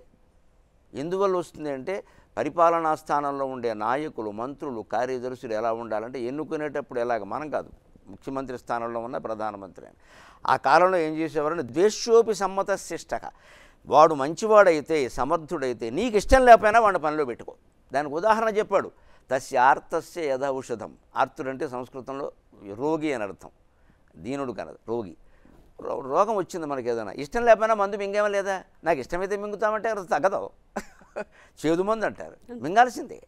అంచేతన రోగం వస్తే నీకు ఇష్టం లేకపోయినా మందు మింగుతున్నావు కదా, పరిపాలన బాగుండాలంటే మంచివాడిని అక్కడ పెట్టు, నీ బావమరదా మేనలుడా తోడలుడా అని చూడకు. ఎంత బాగుంది ఇది. ఇంకో ఉదాహరణ చెప్పాడు తిరగేసి, అన్వయం వ్యతిరేకం రెండును. ఏమిటంటే త్యాజ్యో దుష్ట ప్రియోప్యాసీత్ అంగుళీవ ఉరగక్షత. నీకెంత ఇష్టమైన వాడైనా సరే, నీకో, నీ భార్యకో, నీ బావమరిదికో, నీకు కావలసిన వాళ్ళకో, నీ కులం వాళ్ళకో ఇష్టమైన వాడైనా సరే, వాడు దుష్టుడైతే వెంటనే తొలగించు. దానికి ఉదాహరణ ఏం చెప్పాడంటే, వేలు మీద పాము కాటేసింది, విషం ఎక్కుతోంది, వైద్యుడు వేలు కోసేయాలండి అంటాడు. నా వేలు నేను కోయనంటే ప్రాణం పోతుందయ్యా, వేలొక్కటి కోసేస్తే ప్రాణం మిగులుతుంది, ఈ ఒక్కడిని బయటికి పంపిస్తే సరిపోయేదానికి మొత్తం రాజ్యం అంతా ఎందుకు తగలబెట్టుకుంటున్నావు అని రాముడు పరిపాలనలో ఉంది. దిలీపుడి నుంచి ఉంది ఈ పరిపాలన, అది రామరాజ్యం. పరిపాలకులను ఇది ఆదర్శంగా తీసుకోమని, నాకు ఇష్టమైన వాడు ఉండడం ముఖ్యం కాదు, రాష్ట్రానికి మేలు చేసేవాడు ఉండాలి. చాలమ్మా ఆయన రాముడే, మనమంతా ఆయనకి అభిషేకాలు చేసి దండం పెట్టచ్చు. ఈ నిష్పక్షపాత దృష్టి వ్యక్తిలో ఉండాలి. వ్యక్తిలో ఎప్పుడు ఉంటుంది? చిన్నప్పటి నుంచి రాముడు అదే త్యాగభావనతో పెరిగాడు, అదే త్యాగాన్ని 25 ఏళ్ల వయసులో చేసి చూపించాడు. పొద్దున్న పిలిచి పట్టాభిషేకం అన్నారు, రాత్రి పిలిచి వనవాసం అన్నారు. రెండు సమానంగానే చూసుకుంటే ప్రెస్ మీట్ పెట్టలేదు, నాకు అన్యాయం జరిగింది అనలేదు, వర్గాన్ని రెచ్చగొట్టి గృహదహనాలు చేయించలేదు, ఏమీ. పైగా ఇవి ఏమైనా చేస్తారేమో అన్న ఉద్దేశంతో రాత్రికి రాత్రి వెళ్ళిపోయాడు. లక్ష్మణుడు వచ్చి నువ్వు అన్నా నేను చూసుకుంటాను మిగిలిన విషయం అని, ఎందుకంటే ఆయన ఆతిశేషుడు కదా, పాము ఆ లక్షణం ఒకటి ఉంటుంది. వెంటనే ఆయన ఎలా అదుపులో పెట్టేటంటే, ఏమిటా కోపం అంటే, కైకని చంపేస్తాను, దశరథుని చంపేస్తాను, నీకు అన్యాయం జరిగింది అన్నాడు. ఆయన అన్నాడు, నన్ను చంపేసి తర్వాత వాళ్ళిద్దరిని చంపన్నాడు. అది రామచంద్రమూర్తి. ఎన్ని కోట్ల దండాలు పెడితే ఆ స్వామి రుణం తీరుతుందమ్మా త్యాగానికి. రామో విగ్రహవాన్ ధర్మ అంటే త్యాగ, నిజానికి త్యాగం. కోట్ల దండాలు పెడితే సీతారాములు రుణం తీరుతుందా మనకి జాతికి? అందుకే తెలుగు వాళ్ళు ఏంటంటే ఇప్పుడేవో కొత్త పేర్లు పెడుతున్నారు, కానీ పూర్వం ఏ ఇంట్లో కూడా అమ్మాయి అంటే సీత, అబ్బాయి అంటే రాముడు, అంత సొంతం చేసుకున్నారు. ఎందుకంటే త్యాగభావం, వ్యక్తి ఇలా ఉండాలి అని 25 ఏళ్ళప్పుడు చూపించాడు త్యాగం చేసి. ఇది పొద్దున్న పట్టాభిషేకం అంటే మన వాళ్ళైతే ఇప్పుడు ఉద్యోగం రాగానే సాఫ్ట్వేర్ ఉద్యోగం అంటే 30 lakhs ప్యాకేజ్ అనగానే పెద్ద యాన్ అరుస్తాడు, పెద్ద కేకలేస్తాడు. సాయంత్రానికి ఆ ఉద్యోగం పోయిందనగానే ఆత్మహత్య చేసుకుంటాడు. ఈ రెండింటినీ సమానంగా తీసుకుని రాత్రికి రాత్రి రథంలో వెళ్ళిపోయిన త్యాగమూర్తి రామాయణం ఈవేళ యువతరానికి ఎంత ఆదర్శం. ఇది జీవితంలో అనేకం వస్తాయి, ఉద్యోగాలు ఉంటాయి పోతాయి, గొడవలు అవుతాయి వస్తాయి, సంసారం వదిలేస్తారా? ఉద్యోగం ఉంటుంది పోతుంది, జీవితం వదిలేసుకుంటారా? దాన్ని సర్దుకోవాలి, సర్ది చేసుకోవాలి, అవసరమైతే త్యాగం చెయ్యాలి, కొన్నాళ్ళు పక్కకి తప్పుకోవాలి, ఏదో చెయ్యాలి, చేసి నిలబెట్టుకో. అప్పుడు తర్వాత 2 నెలలు తిరగకుండా రాజ్యమైన కాళ్ళ దగ్గరకు వచ్చిందా లేదా? భరతుడు ససైన్యంగా ఏ కైక వరాలు కోరిందో ఆ కైక కూడా పెద్ద మూసుకేసుకుని వచ్చి కాళ్ళ మీద పడింది, నాయన తప్పు చేశానయ్యా అని. ఇది రాముడు త్యాగం ద్వారా నిరూపించాడు. వేదం చెప్పిన విషయాన్ని, రామాయణం వేదం, రాముడు వేదవేద్యుడు, వేదమే రామాయణంగా పుట్టిందని ఎందుకంటారంటే వేదంలో ఏముంది స్పష్టంగా, న కర్మణా న ప్రజయా ధనేన త్యాగేనైకే అమృతత్వమానసు. ఓ మానవ, నువ్వు మామూలు సుఖాలు పొందడం వేరు. ఓ వేసవకాలంలో శీతల పానీయం తాగితే కాసేపు సుఖంగానే ఉంటుంది, తర్వాత లోపలికి వెళ్ళాక ఏమవుతుందో అందరికీ తెలుసు. శీతకాలంలో రగ్గు కప్పుకుంటే కాసేపు సుఖంగానే ఉంటుంది, కాస్త చలి తగ్గగానే మళ్ళీ రగ్గు చెక్కగా అనిపిస్తుంది. దీన్ని సుఖం అంటారు, ఆనందం అనరు. సుఖం వేరు, ఆనందం వేరు. తాత్కాలికమైనది సుఖం, శాశ్వతమైనది ఆనందం. ఆ అమృతానందాన్ని నువ్వు పొందాలి అంటే నా కర్మణ, నువ్వు ఎన్ని కార్యక్రమాలు చేసినా, ఎన్ని సభలు పెట్టినా, ఎన్ని స్వచ్ఛంద సంస్థలు పెట్టినా, ఎన్ని సేవా కార్యక్రమాలు చేసినా, ఎన్ని రాజకీయాలు చేసినా నువ్వు ఆనందం పొందుతావో లేదో చెప్పలేం. పైగా విమర్శలు వస్తాయి. ఎంత మంచి మనిషినైనా మీరు గమనించండి, మామూలుగా ఉన్నప్పుడు గౌరవిస్తున్నారు, నేను మంచి మనిషిని కదా అందరూ గౌరవిస్తున్నారు కదా, నేను రాజకీయాలు దాకా రాగానే రాత్రి మొదలవుతున్నాయి విమర్శలు. లోకం అంతే, ఇది దాన్ని లోకము మోయగ మూకుడు ఉండునే అంటాడు జాషువా. అది లోకాన్ని ఎవరు మోస్తాం? లోకాన్ని బట్టి మనం నడుచుకోవాలి. ఈ కర్మలు అది సంతానం వల్ల ఏదో ఆనందం కలుగుతుంది అనుకోవడం భ్రమ. పిల్లలు లేని వాళ్ళు పాపం ఇంట్లో నవ్వేవాళ్ళు లేరు, నవ్వేవాళ్ళు. ఆ నవ్వేవాడు తర్వాత ఎంత ఏడిపిస్తాడో ఎవరికైనా తెలుసా? ఎవరికి ఖచ్చితంగా ఏమైనా చెప్పగలరా? తర్వాత వాడు అలా మొదలైక పుట్టకున్నా బాగుండేది అనేవాళ్ళు ఎంతమంది లేరమ్మా? అంచేత సంతానం వల్ల కూడా ఆనందం కలగదు. మూడోది, నా క్రమణ నా ప్రజ నా ధనయన. ఎన్ని 100 కోట్లు సంపాదించినా ఆనందంగా లేకుండా బిళ్ళలు మింగుతున్న వాళ్ళని చూస్తూనే ఉన్నాం. పొద్దున్న 5కి సాయంత్రం 5కి. మరి ఈ సంపాదన అంతా బిళ్ళల కోసమా? గుండెలు ఆగిపోవడం చూస్తూనే ఉన్నాం. పడుకున్నవాడు పడుకున్నట్టే, కూర్చున్నవాడు కూర్చున్నట్టే కుప్ప కూలిపోతున్నాడు. అన్ని కోట్ల సంపత్తికి మహారాజ్యానికి అధిపతి అయినా ఆయన గుండెపోటు రాలేదు, ఆ రాజ్యం పోయినా గుండెపోటు రాలేదు. అందుకని వేదం ఏం చెప్పింది? త్యాగం వల్ల నీకు ఆనందం కలుగుతుంది. ఈ సంపదల్ని, ఈ సంతానాన్ని, ఈ కార్యక్రమాలను కూడా త్యాగం చేయంటే చేయడం మానేమని కాదు, నీ బాధ్యత నువ్వు దాని నుంచి ఏమి ఆశించకు. అంటే మోదము వద్దు, ఖేదము వద్దు, ఏమీ వద్దు, బాధ్యత ఏదో చేయండి అమ్మ. ఊరికి ఇప్పుడు బళ్ళో గంట కొట్టేవాడు ఉంటాడు, గంట కొట్టాలి కానీ నేను బాగా కొట్టానా అని ప్రిన్సిపాల్ని మాటికి అడిగితే నువ్వు కొట్టదు బొమ్మని చెబుతాడు. ఇదేమిటిది? ప్రతిదానికి రికగ్నిషన్ కావాలి. అది ఇవాళ సమస్య అదే కదా. ఐడెంటిటీ, రికగ్నిషన్, గొప్ప గొప్ప మాటలనే చెబుతున్నారు ఇక్కడ. అవే మనిషిని నాశనం చేసే మాటలు. The same identity, the same recognition. Why you need it? నేను అంతటి నువ్వు ఉండలేవా? ఏ రికగ్నిషన్ ఉండదండి. ఒక చీమకి ఏ గుర్తింపు ఉందని అంత కష్టపడుతోందమ్మా. ఇంత బియ్యపు రవ్వ కోసం ఓ మైల్ దూరం పెడుతోంది, ఏ గుర్తింపు ఉంది? దానికి ఏమైనా పద్మశ్రీ ఇచ్చారా? దాని పని చేసుకుంటుంది. చీమలా మనం ఉండలేమా? పుట్టుకుపోయి ఇంకా రంగప్రవేశం చేయకుండానే నాకు రికగ్నిషన్, నాకు గుర్తింపు. ఇంకా వేదిక ఎక్కకుండానే, ఇంకా ఓ పుస్తకం రాయకుండానే జ్ఞానపీఠం. ఇది దీనందరికీ రామాయణం సమాధానం. అడవులకు వెళ్ళమంటే వెళ్ళిపోయాడు, అక్కడ సామాన్యంగా బతికాడు భార్యతో సహా. ఇంకా ఆశ్చర్యకరమైన విషయం తల్లి, బ్రహ్మచర్యం పాటించాడు 14 ఏళ్ళు కూడా రామచంద్రమూర్తి, సీతాదేవి ఇద్దరు కూడా. రామరక్షా స్తోత్రంలో ఉంటుంది, ఫలమూలాశినౌ దాంతౌ తాపసౌ బ్రహ్మచారిణౌ అని. ఫలమూలాలు తింటూ తాపసులుగా బతికారు, బ్రహ్మచారులుగా. ఎందుకు తెలుసా? మానవత్వం. లక్ష్మణుడు భార్యను వదిలేసి వచ్చి తనతో అక్కడ కూర్చున్నాడు కదా, అతను ఎదురుగా వీళ్ళు సరసాలాడితే ఎలా ఉంటుందమ్మా? ఈవేళ మన కుటుంబాల్లో అందరూ నేర్చుకోవాలి. పెళ్లి కాని ఆడపిల్లలు, పెళ్లి కాని మగపిల్లలు ఉంటున్నారు. ఈవేళ 30 ఏళ్ళు దాటిన వాళ్ళు కూడా ఉంటున్నారు. వాళ్ళ ముందు దంపతులు కానీ, వేరే వచ్చిన వాళ్ళు కానీ వేరే రకంగా ఉండకూడదు. బ్రహ్మచర్యమే గొప్పది అన్నట్టుగానే ఉండాలి. అదంతా ఆయన 14 ఏళ్ళు చేసి చూపించాడు. లేకపోతే ఈ లవకుశులు అప్పుడే పుట్టేవారు. ఏ శకుంతలకు భరతుడు పుడితే ఆవిడ పెంచుకోలేదు, సింహాల మధ్యలో పురుల మధ్యలో పెంచుకునేవాళ్ళు. ఆ నియమం పాటించారు. ఊరికే అలా ఉన్నారంటే దంపతులు ఉన్నారంతే. చాతుర్మాస్యంలాగే మొత్తం భూషయనం, బ్రహ్మచర్యం. అంత నియమాన్ని పాటించి జీవితం అంతా ఆదర్శంగా చూపించాడు. ఆదర్శమైన జీవన విధానం పూర్తిగా. అందాలారాముడు అందువలన దేవుడు. కేవలం అందాన్ని బట్టి కాదు, అందాలారాముడు అందువలన దేవుడు అంటారు. పాత సినిమాలో పాట ఉండేది. కారణం చెబుతారు దానికి. ఇవి కారణాలు. అది అంత ఆదర్శమైన జీవన విధానం ఇవాల్టి మన భారతీయ కుటుంబ వ్యవస్థ గట్టిగా నిలబడడానికి ఏ రకంగా ప్రేరణనిస్తుంది? ముఖ్యంగా ఇందాక మీరు యువత గురించి కూడా మాట్లాడారు. ఈ కాలం యువత ఇప్పుడు ప్రస్తుతం అయోధ్యలో జరుగుతున్న ఈ కార్యక్రమాలు వీటన్నిటిని చూస్తోంది. అయోధ్యలో ఈ కార్యక్రమాలు జరుగుతున్నాయి, విగ్రహ ప్రతిష్ట, ప్రాణ ప్రతిష్ట జరుగుతుంది అని. కానీ వాళ్ళకు కూడా అందులో ఒక భాగం ఉంది అన్న ఆ కనెక్ట్ వాళ్ళకు ఉందంటారా? యువత ఆలోచన ఎలా ఉంది? ఇప్పుడు ఇంత ఆర్భాటం ఎందుకు చేస్తున్నారని కొందరు అడుగుతున్నారే, వాళ్ళకి ఇది సమాధానం. ఆర్భాటం చేయకపోతే వాళ్ళకి కనెక్ట్ అవ్వదు. యువతరం ఆర్భాటం కోరుకుంటారమ్మా. ఇప్పుడు ఒక 70 ఏళ్ళు వచ్చినాయనో 70 ఏళ్ళు వచ్చినప్పుడు ఇప్పుడు నాకు పుట్టినరోజు ఏమిట్రా అని అనొచ్చు, అంటారు కూడా సహజంగా. కానీ 25 ఏళ్ళ వాడికి అలా ఉండదు. చెయ్యాలి, మా స్నేహితులను పిలుస్తాను, ఏదో చెయ్యి అంటాడు. ఉంటుందా లేదా? ఈ ఆర్భాటం కేంద్ర ప్రభుత్వం కానీ కార్యకర్తలు కానీ చేయడంలో ఉద్దేశం యువతరానికి అది ఎక్కాలి మనస్సుకి. ఏం జరుగుతోంది? ఒక నెలాళ్ళ బట్టి దేశం అంతా అయోధ్య ఇంకో మాట లేదు. అయోమయమైన దేశాన్ని అయోధ్యగా మార్చిందమ్మా ఈ కష్టం. అయోమయమైన దేశాన్ని అయోధ్యగా మార్చింది. ఇంకేం కావాలి? ఆ యువతరం దృష్టి పడాలంటే ఎప్పుడూ ఒక సంచలనం ఉండాలి. ఆ మనస్తత్వాన్ని మనం అర్థం చేసుకుందాం. వాళ్ళని నిందించడం కాదు, ఏదో చేయట్లేదని. 20 to 40 ఎవరైనా సరే, స్త్రీ పురుషులు ఎవరైనా సంచలనం కోరుకుంటారు. 40 దాటాక ఏమవుతారో తెలుసు. ఇంగ్లీష్లో ఒక సామెత ఉంది, after 40 everybody is a pool అంటాడు. ఇంగ్లీష్లో చెబుతారు, ఆ మాట విస్తృతంగా చెబుతారు. ఎందుకంటే వాడికి మొట్టికాయలు పడ్డాయి, పెళ్ళయింది, భార్యకు కూడా, ఇద్దరికి పిల్లలు పుట్టారు, మొట్టికాయలు పడుతున్నాయి. ఇది ఇంతేరా, ఇక మారదు. అని ధోరణకు వచ్చేసి సర్దుబాటుకి ప్రయత్నిస్తాడు. 60 దాటాక ఎలా ఉంటాడు తెలుసా, మారకుండా ఉంటేనే బాగుండు అంటాడు. ఇది మనిషి విధానం. 20 నుంచి 40 వరకు మారక తప్పదు, ఏం మారుతాయి. మీకు తీవ్రవాదులు అక్కడ తయారవుతారు. 70 ఏళ్ళకి తీవ్రవాది ఎందుకు అవుతాడమ్మా? అక్కడ తయారవుతారు. మార్పు కావాలంటే మార్పు ఎందుకోసమో కూడా ఆలోచించరు. చేంజ్ ఈజ్ ఫర్ చేంజ్ అంటాడు. ఏమిటా చేంజ్? ఏమిటి చిల్లర డబ్బులా చేంజ్ అంటే?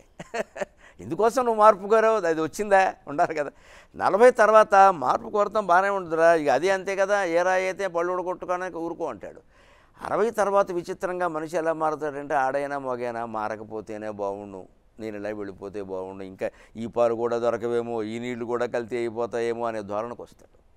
దీనికి యువతరానికి రామాయణం చెప్పే సమాధానం, యువతరానికి సంబంధించిన పాత్రలు కొన్ని ఉన్నాయి మనకి. అంటే రాముడు సహా అందరూ అంతే. రాముడు, హనుమంతుడు, సీత, రావణాసురుడు ఇవి కీలకమైన పాత్రలు అందరూ చెప్తారు. అవి అలా అట్టుపెట్టు. నేను 2వ శ్రేణి కీలకమైన పాత్రలు కొన్ని ఉన్నాయి. లక్ష్మణుడు, భరతుడు, సుగ్రీవుడు, జటాయువు, వీళ్ళు 2వ శ్రేణి అని చెబుదాం. కానీ వాళ్ళు చాలా కీలకమైన మనుషులు. యువతరం ఒక్కసారి ఆలోచించమనండి. వేళ ఎవరైనా, యువతరమే కాదు పెద్దవాళ్ళు ఎవరైనా, పెళ్ళి అయితే భార్యాభర్త తప్పితే ఇంట్లో పెద్దవాళ్ళు ఉండలేదు, పిల్లలు ఉండలేదు. సుమారుగా చాలా సంవత్సరాలు అలాగే ఉన్నాయి. ఎందుకంటే ఏజ్ గ్రూప్ అని, ఒపీనియన్స్ కలవని ఇంగ్లీష్ మాటలన్నీ మాట్లాడుతున్నారు ఇక్కడ, అసలు విషయం చెప్పలేక. ఎందుకంటే వీళ్ళకి ఎవరికి బాధ్యతలు స్వీకరించడం ఇష్టం లేదు. నేను ఎవరిని యువతరాన్ని ప్రత్యేకమన్నా, ఈ యువతరాన్ని ఇలా తయారు చేసిన పెద్ద తరాంతే తప్పు. వీళ్ళకి 4 ఏళ్ళు దాటకుండా హాస్టల్లో బారేశారు బయటికెళ్ళి, ఇంగ్లీష్ మీడియం చదువుల పేరు మీద. ఆ పాటు చదువు వీళ్ళు చెప్పలేరమ్మా. తల్లి చెప్పలేని చదువు, తండ్రి చెప్పలేని చదువు ఏముంటుంది? అప్పుడు పైగా వీళ్ళందరూ పూర్వకాలం వాళ్ళ మా అమ్మగారులాగా 3వ తరగతి చదివి మానేసిన వాళ్ళు కాదు కదా, వీళ్ళు చదివిన వాళ్ళే కదా. మరి ఆ మాట చెప్పడానికే ఇప్పుడు బీటెక్, బీఎస్సీ చదివినా కూడా బీటెక్ వరకు చెప్పలేకపోవచ్చు. 10వ తరగతి వాడికి ఏం చెప్పలేదా? టైం లేదు కదా మనకి. ఆ టైం లేకుండా చేసుకున్నది మనమే కదా. టైం లేదనకండి, లేకుండా మనం చేసుకున్నాం.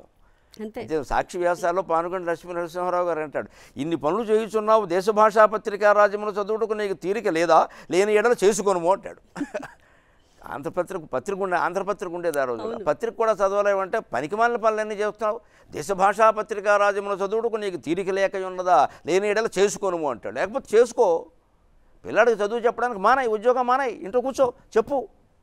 ఎవరి ఉద్యోగం వారు చేయండి, ఆడమొగ భేదం అనవసరం. ఎవరి ఉద్యోగం ముఖ్యం వారు చేయండి.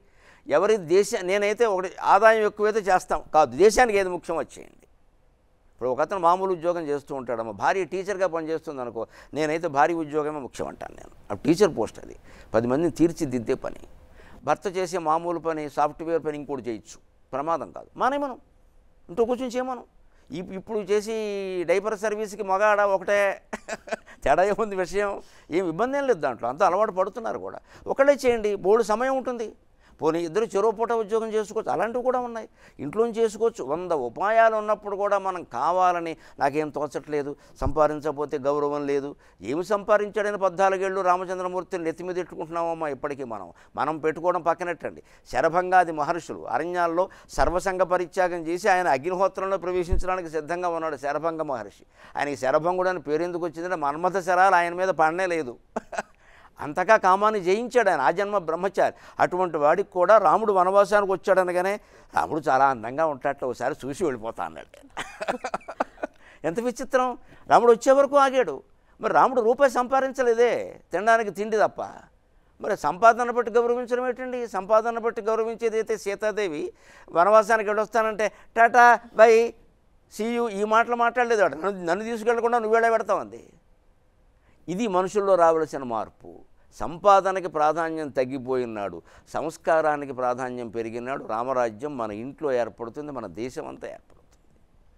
దానికి లక్ష్మణుడు ఒక పెద్ద ఉదాహరణ. ఏంటంటే రాముడు వనవాసానికి వెడుతుంటే లక్ష్మణుడు కూడా వెళ్ళాడు.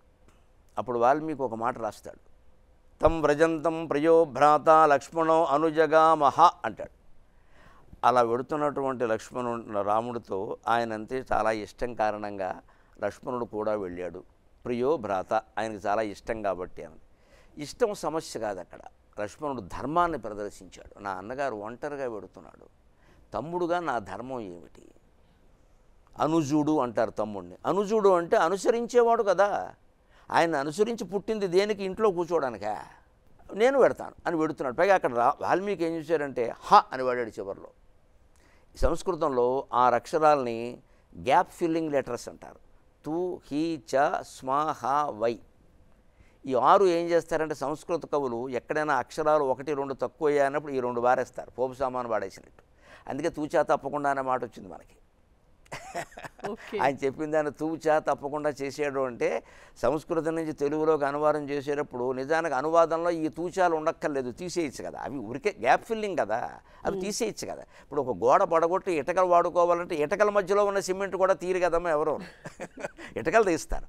కానీ కొంతమంది తెలుగులో కవులకి ఏమిటంటే రామాయణం చాలా పవిత్రం, అందులో ఒక అక్షరం కూడా మానకూడదని ఈ తూచాలను కూడా అనువాదం చేశారు. తూ అంటే కాదు, కానీ అని, చా అంటే మరియు అని పెడితే దాని మీద వచ్చింది సామెత. తూచా తప్పకుండా దించేసాడు అయ్యా బాబు, అంత అనువాదం చేయాలా? అది ఒక రకంగా ఆక్షేపణ, ఒక రకంగా ప్రశంస. అందుకని వచ్చింది తూచా అని. ఇందులో ఇక్కడ అయితే సంస్కృతంలో ఇవి ఎందుకు పుట్టాయి, వాటికి ఏమి చెప్పారు అంటే ఎక్కడైనా అక్షరాల నిబంధన ఉంటుంది సంస్కృతంలో. అరిస్టూప్ అంటే పాదానికి 8 ఉండాలి. నువ్వు చెప్పదలుచుకున్న పేరు భావం 7 అక్షరాలకు అయిపోయింది అనుకో, ఒక అక్షరం కోసం ఈ హీయో చాయో స్మాయో బరై, అది దానికి అర్థం ఉందా అంటే లేదు, ఉంది, లేదంటే లేదు. ఆటలో అట్టిపండు. తెలుగులో ఇప్పుడు 2 అన్నదమ్ములు ఆడుకుంటూ ఉంటే చిన్నపిల్లాడు వచ్చాడు అనుకో, ఒరే వీడు ఆడతాడు కానీ వీడు ఆటలో అట్టిపండు రా అంటారు. ఇలా అంటే వాడు ఓడిపోయినా నెగ్గినా లెక్క లేదు. అలా పెడితే వాల్మీకి అలా వాళ్ళ హ అని వాడాడు, కొన్ని చోట స్మ వాడతాడు. ఇక్కడ హ తం వ్రజంతం ప్రయో భ్రాత లక్ష్మణో అనుజగామ అంటే అయిపోయింది భావం, ఇంకో అక్షరం కావాలి, హ అని వాడాడు. ఎందుకంటే ఎవడైనా అధికారం ఉన్న అన్నగారిని, ఐశ్వర్యం ఉన్న అన్నగారిని అనుసరించేవాళ్ళు లోకంలో చాలామంది ఉంటారు. ఏమీ లేని బికారిగా వెళ్ళిపోతున్న అన్నగారిని అనుసరించేవాడు లక్ష్మణుడు ఒక్కడే. హా, ఎంత ఆశ్చర్యం ఇది! ఇవాళ అలా ఉండమనండి. పొలం కోసం 6 ఏళ్ళు కోర్టుకు వెళ్ళి చచ్చిపోతున్నారు కదమ్మా. అరసెంటు, అరెకరం కూడా ఇంకా తక్కువ, ఇంకా తక్కువ, ఇంకా తక్కువ. 6 గజాల స్థలం కోసం కొట్టుకుపోతున్నారు ఇవాళ అన్నదమ్ములు, అప్పచెల్లెళ్ళు. తండ్రి బంగారం పెడితే అప్పచెల్లెళ్ళు కొట్టుకుంటున్నారమ్మా తులం బంగారం కోసం. అక్కకి ఎక్కువ పెట్టావు, నాకు తక్కువ పెట్టావు. అక్కకి ఈవిడికంటే ముందు పుట్టింది పెట్టకూడదా? ఈ వీళ్ళకి ఎంత ఆదర్శం ఇది లక్ష్మణుని ప్రవర్తన. ఇలాంటివి ఆదర్శాలు రామాయణంలో చాలా ఉన్నాయి. ఇవి పూర్తిగా చదివితే అర్థమవుతాయి. మన జనంలో ఒక వ్యాధి ఏమిటంటే, నేను తరచు దాన్ని ఖండిస్తూ ఉంటాను, బాబు సుందరకాండ చదివి మానేయకండి, అన్నీ చదవండి. ఎందుకంటే రామాయణం పుస్తకాలు 1 కోటి వేద్దామని ఒక ఆయన సంకల్పం చేశాడు పాపం, పెద్ద జమీందారు ఒక ఆయన. నాకు లాభం వద్దండి, ఆ ఖర్చు వచ్చినా చాలు నేను వేస్తాను. అంటే 1 కోటి కుటుంబాలంటే సుమారుగా తెలుగునాట వెళ్ళిపోయినట్టు ఆంధ్రాలకి, అందరూ చదివితే చాలు. ఆయన తర్వాత ఎప్పుడో కనపడితే ఏమండి ఆ ఆవిష్కరణ సభకి నేను వెళ్ళాను, మాట్లాడాను. అప్పుడేదో 10,000 ఎన్నో వేశారు. తర్వాత ఏమండి ఇప్పుడు ఎన్నైనా వేశారన్నారు. ఒక 50,000 మించి వేయలేకపోయాము సార్ అన్నాడు. ఏమన్నా, ఎవరు సుందరకాండ తప్పితే ఏం కొనట్లేదు అన్నాడు. జాతిలో ఎంత నమ్మకం పెరిగిపోయింది. ఎందుకంటే సుందరకాండ చదివితే పనులు అవుతాయి. పనులు ఇవ్వడం కోసం రామాయణం. సుందరకాండ చదివితే పనులు ఇవ్వడం ఇంకా ఎన్నో విషయాలు. అందులో అమ్మవారు లలితా త్రిపుర సుందరీకాండ, అది సుందరీకాండ, సుందరకాండ కాదు, సుందరీకాండ. సీతాదేవిని త్రిపురా సుందరతో పోల్చి వర్ణించాడు వాల్మీకి మహర్షి. హనుమంతుడు సాధకుడు, రాముడు ఈశ్వరుడు, సీతాదేవి సాక్షాత్ బాలా త్రిపుర సుందరి. ఆ బాలా త్రిపుర సుందరీ దేవి ద్వారా ఈశ్వరుణ్ణి సాధించడం ఎలాగో హనుమంతుడు సాధించి చూపించాడు. ఇదంతా సుందరకాండలో రహస్యం. అందుకని సుందరకాండ ఇది విశిష్టమైంది అంటే ఇక అది ఒకటే చదువుతామంటే. అందుకే ఈ జాతికి నేనైతే నా ప్రవచనంలో ఎప్పుడు ఇది విశిష్టం అది శిష్టం అని నేను చెప్పను, మొత్తం చదవాల్సిందే. వాల్మీకి ఊరికే రాశాడు అంటాను నేను. అయితే అది ఒకటే రాసేవాడుగా. ఈ నమ్మకాలు పోవాలి ముందు మనుషుల్లో. దాంతో మొదలు పెడతాం, దాంతో ముగిస్తాం, అది ముఖ్యం అంటే అది బట్టు కూర్చుంటారు. ఇంకక్కడి నుంచి ఎన్ని నమ్మకాలు వస్తాయి? చదవక్కర్లేదు, ఇంట్లో ఉన్నా చాలు. మనం చదవగలం ఏమిటి, ఎందుకు చదవలేము? ఇవన్నీ ఇందాక అనుకున్నామే మనుషులం మనం, ఇవన్నీ చదవలేవు. చదవకపోతే వాల్మీకి ఎలా రాశాడు? ఒక బోయేవాడు రామా రామాలనే కూడా మరామరా అంటూ తపస్సు చేసి రామాయణం రాస్తాడు. నువ్వు చదువుకున్న దానివై ఉండి నువ్వు చదవలేనంటావు. ఏమనాలి యజ్ఞానాన్ని? నీకు బద్ధకం అని చెప్పరాదా? మొత్తం చదవడానికి మనకి బద్ధకం. ఈ బద్ధకం వదిలించుకుంటే ప్రతి పాత్ర ఎలా ప్రవర్తించిందో చూస్తే మనం ఏ స్థానంలో ఉన్నాం, మనం ఏం చేయాలి వెంటనే తెలిసిపోతుంది. అంచేత ఇంతకంటే వేరే అసలు సందేశం ఏమీ లేదు. రామాయణాన్ని మించిన గ్రంథము లేదు నిజానికి. ఎన్ని లక్షల కోట్ల ఏళ్ళయింది పుట్టి. బోర్డు ఇంగ్లీషు వాళ్ళ లెక్కల ప్రకారమే 7,000 ఏళ్ళు అయింది. మన లెక్కల ప్రకారం కోట్లు దాటిపోయింది. మరి ఇప్పటికింకా ప్రభావం చూపిస్తోంది. ఈ రోజుకు చూస్తున్నాం దాని ప్రభావం. అది వాళ్ళు నేర్చుకోవాలి. ముఖ్యమైన పాత్రల గురించి మీరు ప్రస్తావించారు. అసలు రామాయణం అంటే మనం సీతారాముల గురించి మాట్లాడుతాం. సీతారాములు ఎంతటి ఆదర్శ జీవన విధానాన్ని అవలంబించారు, అసలు దంపతులు ఎలా ఉండాలి అన్నది మనకు చూపించారు. అయితే ఈ కాలంలో మరి కలిమాయ కావచ్చు, ఇంకోటి కావచ్చు, అన్య పురుషులు అన్య స్త్రీల పట్ల ఆకర్షితులు అవ్వడం, మనం రోజు చూస్తూనే ఉన్నాం, మేము రోజు వార్తలు సంతోషం, వాస్తవం ప్రస్తావించావు. అలాంటి సందర్భాన్ని రామాయణం ఆదర్శంగా తీసుకుని అక్కడి నుంచి స్ఫూర్తిని పొంది వీళ్ళు దాని నుంచి ఏ రకంగా బయటపడవచ్చు? చాలా మంచి ప్రశ్న. ఇవాళ నిజంగా సంసారాలు కూల్చేసే వాటిలో ప్రధాన కారణం ఈ అక్రమ సంబంధాలు. వీటి నుంచి బయటపడడానికి రామాయణంలోనే మనకి 2-3 సందర్భాల్లో 2-3 ఉపాయాలు ఉన్నాయి. నేను సంక్షిప్త దృష్ట్యా 2-3 చెప్తాను, చాలా ఉన్నాయి. రాముడు పరస్త్రీ ఆకర్షణకి లొంగలేదు, రావణాసురుడు లొంగాడు కదా. 2 పాత్రలు మన ఎదురుగా ఉన్నాయి. కారణం ఏమిటి? రాముడి దగ్గరికి వచ్చిన పరస్త్రీ ఎవరు? శూర్పణఖ. ఆవిడ శూర్పణఖ రూపంలో రాలేదు. శూర్పణఖ అంటే శూర్పం అంటే చేట, బియ్యం చెరిగే చేట. నఖం అంటే గోళ్ళు. దాని గోళ్ళు చేటల్లా ఉన్నాయి, అంటే వేళ్ళు పెద్ద పీటల్లా ఉంటాయి, చేతులు పర్వతాల్లా ఉంటాయి. ఇలా ఎవరైనా స్త్రీ వచ్చినా పురుషుడు వచ్చినా ఎవరు ఏమి వ్యామోహంలో పడరు, రాళ్ళెట్టు కొట్టుతారు. అలా ఏం రాలేదు. చక్కగా 16 ఏళ్ళ అమ్మాయిల ఆవిడ అందంగా వచ్చింది. ఆకర్షించేవాళ్ళు అలాగే వస్తారు. ఈయన భార్య దగ్గర ఉండబట్టి వ్యామోహానికి లోనవ్వలేదనడం పొరపాటు. అంతకుముందేనా అంతే, ఆ తర్వాతైనా అంతే ఆయన ప్రవృత్తి. ఆయన తిరస్కరించాడు. సరే, ఆవిడ కక్షగట్టి చివరికి మామూలుగా ఇప్పుడు చాలామంది ఆలోచిస్తారు కదా, ఆవిడ అక్కడ ఉండబట్టి నన్ను కాదు అంటున్నాడు ఈయన అని సీతాదేవిని చంపేసే ప్రయత్నం చేసిందమ్మ. అప్పుడు ముక్కు చెవులు కొయ్యమని ఆజ్ఞాపించింది. చాలామంది తెలియక మాట్లాడతారు, రాముడు సరసుడు కాదు, వీళ్ళకి సరసం కావాలి, వీళ్ళకి సత్యం ధర్మం అక్కల్లా. మాట్లాడే వాళ్ళకి సరసం కావాలి. పెళ్ళి అయిన వాడితో సరసం వేయటం అసలు ఇంకో స్త్రీకి పైగా ఆవిడికి పెళ్ళయింది. శూర్పణఖ భర్త పేరు విద్యుజ్జుకుడు. వాడిని రావణాసురుడే చంపేశాడు తర్వాత. వాడంత అహంకారి. అంచేతను సరసం తెలియక సమస్యగా సరసం అంతా సీతాదేవితో చూపించాలి. నీ సరసం వీళ్ళతో ఎందుకు? రోడ్డు మీద వాడితో సరసం అంత స్పష్టంగా నిలబడి అక్కడ లక్ష్మణ ఈవిడేమిటో వేషం వేస్తుందంటే నేను చూసుకుంటానులే అన్నాడు. అక్కడికి ఏమన్నా అంటే చూద్దాం లక్ష్మణుడికో పరీక్ష, నేను భార్యతో సహా వచ్చానమ్మా, మా తమ్ముడు ఒక్కడో వచ్చాడు, వాడిని బలకరించాడు. మరి వేషం వేస్తుంది కదా అంటే అక్కడికి వెళ్ళి ఆయన బలకరిస్తే నీకేం బుద్ధి లేదా, ఆయన కాకపోతే ఈయన కాకపోతే అంటే ప్రవృత్తి తెలిసిపోయింది కదా. శూర్పణఖ నిజంగా రాముడి మీద వ్యామోహంతో వచ్చి ఉంటే రాముడు కాదంటే వెళ్ళిపోవాలి, తపస్సు చేయాలి, అగ్నిహోత్ర ప్రవేశం చేయాలి. లక్ష్మణుడు ఏమిటమ్మా అంటే ఆవిడ బుద్ధి అలాంటితో తెలిసిపోతుంది. వీడు కాకపోతే వాడు, వాడు కాకపోతే వీడు. ఇంత ఎక్కడ ప్రేమ లేదు. ఈ కాలంలో కూడా చాలా ప్రేమ అంటారు. నాకు అర్థం, అది కామం. అది శారీరక ఆకర్షణ వల్లనే అన్య సంబంధాలు ఏర్పడుతున్నాయి తప్పితే ప్రేమ కాదు. దానికి వేదం సమాధానం చెప్పింది స్పష్టంగా. జాయాయై కామాయ జాయా ప్రియం భవతి, జాయాయై కామాయ జాయా ప్రియం భవతి, ఆత్మనస్తు కామాయ ప్రియం భవతి, ఆత్మనస్తు కామాయ న ప్రియం భవతి, నవారే మైత్రేయి పుత్ర భర్తు కామాయ భర్తా ప్రియో భవతి, ఆత్మనస్తు కామాయ భర్తా ప్రియో భవతి అని చెబుతాడు. మైత్రేయి అనే భార్యకి యాజ్ఞవల్కుడు చెబుతాడు ఈ మాట. ఆవిడ ఈ మానవ సంబంధాల గురించి అడిగితే, భర్త భార్యని ప్రేమిస్తున్నాడు అంటే మైత్రేయి అమాయకంగా ఆలోచించకు, తన కోసమే ప్రేమిస్తున్నాడు, భార్య కోసం కాదు. నవారే మైత్రేయి పత్యు కామాయ పతి ప్రియో భవతి, ఆత్మనస్తు కామాయ పతి ప్రియో భవతి, నవారే మైత్రేయి జాయాయై కామాయ జాయా ప్రియా భవతి, ఆత్మనస్తు కామాయ జాయా ప్రియా భవతి. భార్య భర్తను ప్రేమిస్తుందంటూ కూడా తన కోసమే ప్రేమిస్తుంది, భర్త కోసం కాదు. కానీ నువ్వు లేనిదే నేను ఉండలేను. సినిమా పాటలు చాలా బాగుంటాయి వినడానికి, వారు లేకపోయినా వీరు ఉంటారు. ఉదాహరణ ఏమిటంటే 30 ఏళ్లకో 25 ఏళ్లకో మనకి పెళ్ళి అయింది, అంతకాలం వీరు లేకుండా వారు ఉండలేదా? ఇప్పుడు ఆ తల్లిదండ్రుల కంటే అన్నదమ్ముల కంటే కొత్తగా వచ్చిన వాడు ఎక్కువ ఎలా అయ్యాడండి? అప్పటికి వాడు నచ్చాడు, 5 ఏళ్ళు వేసరికి నచ్చకుండా పోయాడు. మగాడైనా అంతే, ఆడదైనా అంతే. ఈ మార్పు ఎక్కడ మనస్సులో వస్తుందో అక్కడ మనిషి జాగ్రత్త పడితే వేదం ద్వారా రామాయణం ద్వారా తెలుసుకుని ఆ క్షణంలో మనల్ని మనం నిగ్రహించుకుని ఈ బోడి శారీరక సౌఖ్యం ఇంతవరకు నేను పొందలేదా? పైగా ఇవాళ విఫలమవుతున్నవి అన్య సంబంధాలు ఏర్పడుతున్నవన్నీ ప్రేమ పెళ్ళిళ్ళు ఎక్కువ భాగం. వీళ్ళు ప్రేమించి పెళ్లి చేసుకున్న మరి ఏం చూసి ప్రేమించారట? వీరు కామించారని అర్థమవుతుంది కదా. మరి ఏదో అక్కడికి వెళ్ళాం ఇక్కడికి వెళ్ళాం అవగాహన చేసుకున్న. అవగాహన అంటే ఏమిటి? హోటల్లో బిల్లు చెల్లించడమా? ఏమిటి అవగాహన చేసుకున్నారు? ఏం చూసి గమనించారు కనుక? అసలు నీ కోసం అంకితమై ఉండాలంటే ఒకటే లెక్క. ఎవరైనా సరే నువ్వంటే నాకు ఇష్టం అంటున్నాడు అంటే వాడు ఉండడమ్మా, ఆడదైనా మగాడైనా. నీతో కలిసి ఉండడం నా ధర్మం అంటే వాడు ఉంటాడమ్మా ఖచ్చితంగా. మనిషి ఇష్టానికి ప్రాధాన్యం ఇస్తున్నాడు, ధర్మానికి ప్రాధాన్యం ఇవ్వాలి. వ్యక్తిగత జీవితంలో సమస్య అయినా, కుటుంబంలో సమస్య అయినా, రాజకీయాల్లో సమస్య అయినా 100 కారణాలు లేవు. ప్రపంచమంతా ఒకటే కారణం. ఏమిటో తెలుసా? ఇష్టానికి ధర్మానికి మధ్యలో ఘర్షణే సమస్య. మన ఇష్టం ఒకలా ఉంది, ఈ ఈ వ్యక్తి మీద లేదు, ఆ వ్యక్తి మీదకి మళ్ళీంది. ధర్మం ఏం చెబుతోంది? తప్పు, అలాంటి పనులు చేయకూడదు, తాళిగట్టావు, కాపురం చేయాలి అని చెబుతోంది. ఈ ఘర్షణ జరుగుతుంది ఇక్కడ. ఈ ఘర్షణలో మనిషి లోపలికి ఆలోచించుకుంటే ఎటువైపు ఉండాలో నిర్ణయం అంతఃకరణ చెప్పేస్తుంది. ఆ అమ్మాయికి మాట ఇచ్చావు కదరా, ప్రేమించి పెళ్లి చేసుకున్నావు, పెద్దవాళ్ళని ఎదిరించి పెళ్లి చేసుకున్నావు, ఇందుకోసమా? ఒకవేళ అమ్మాయిలో ఏదైనా తేడా ఉంటే ఉండొచ్చు, సర్దుకోవాలి కదా, నచ్చ చెప్పాలి కదా, ఇలా నువ్వు అన్యాయం చేస్తావా అని అంతఃకరణ ప్రశ్నించదా?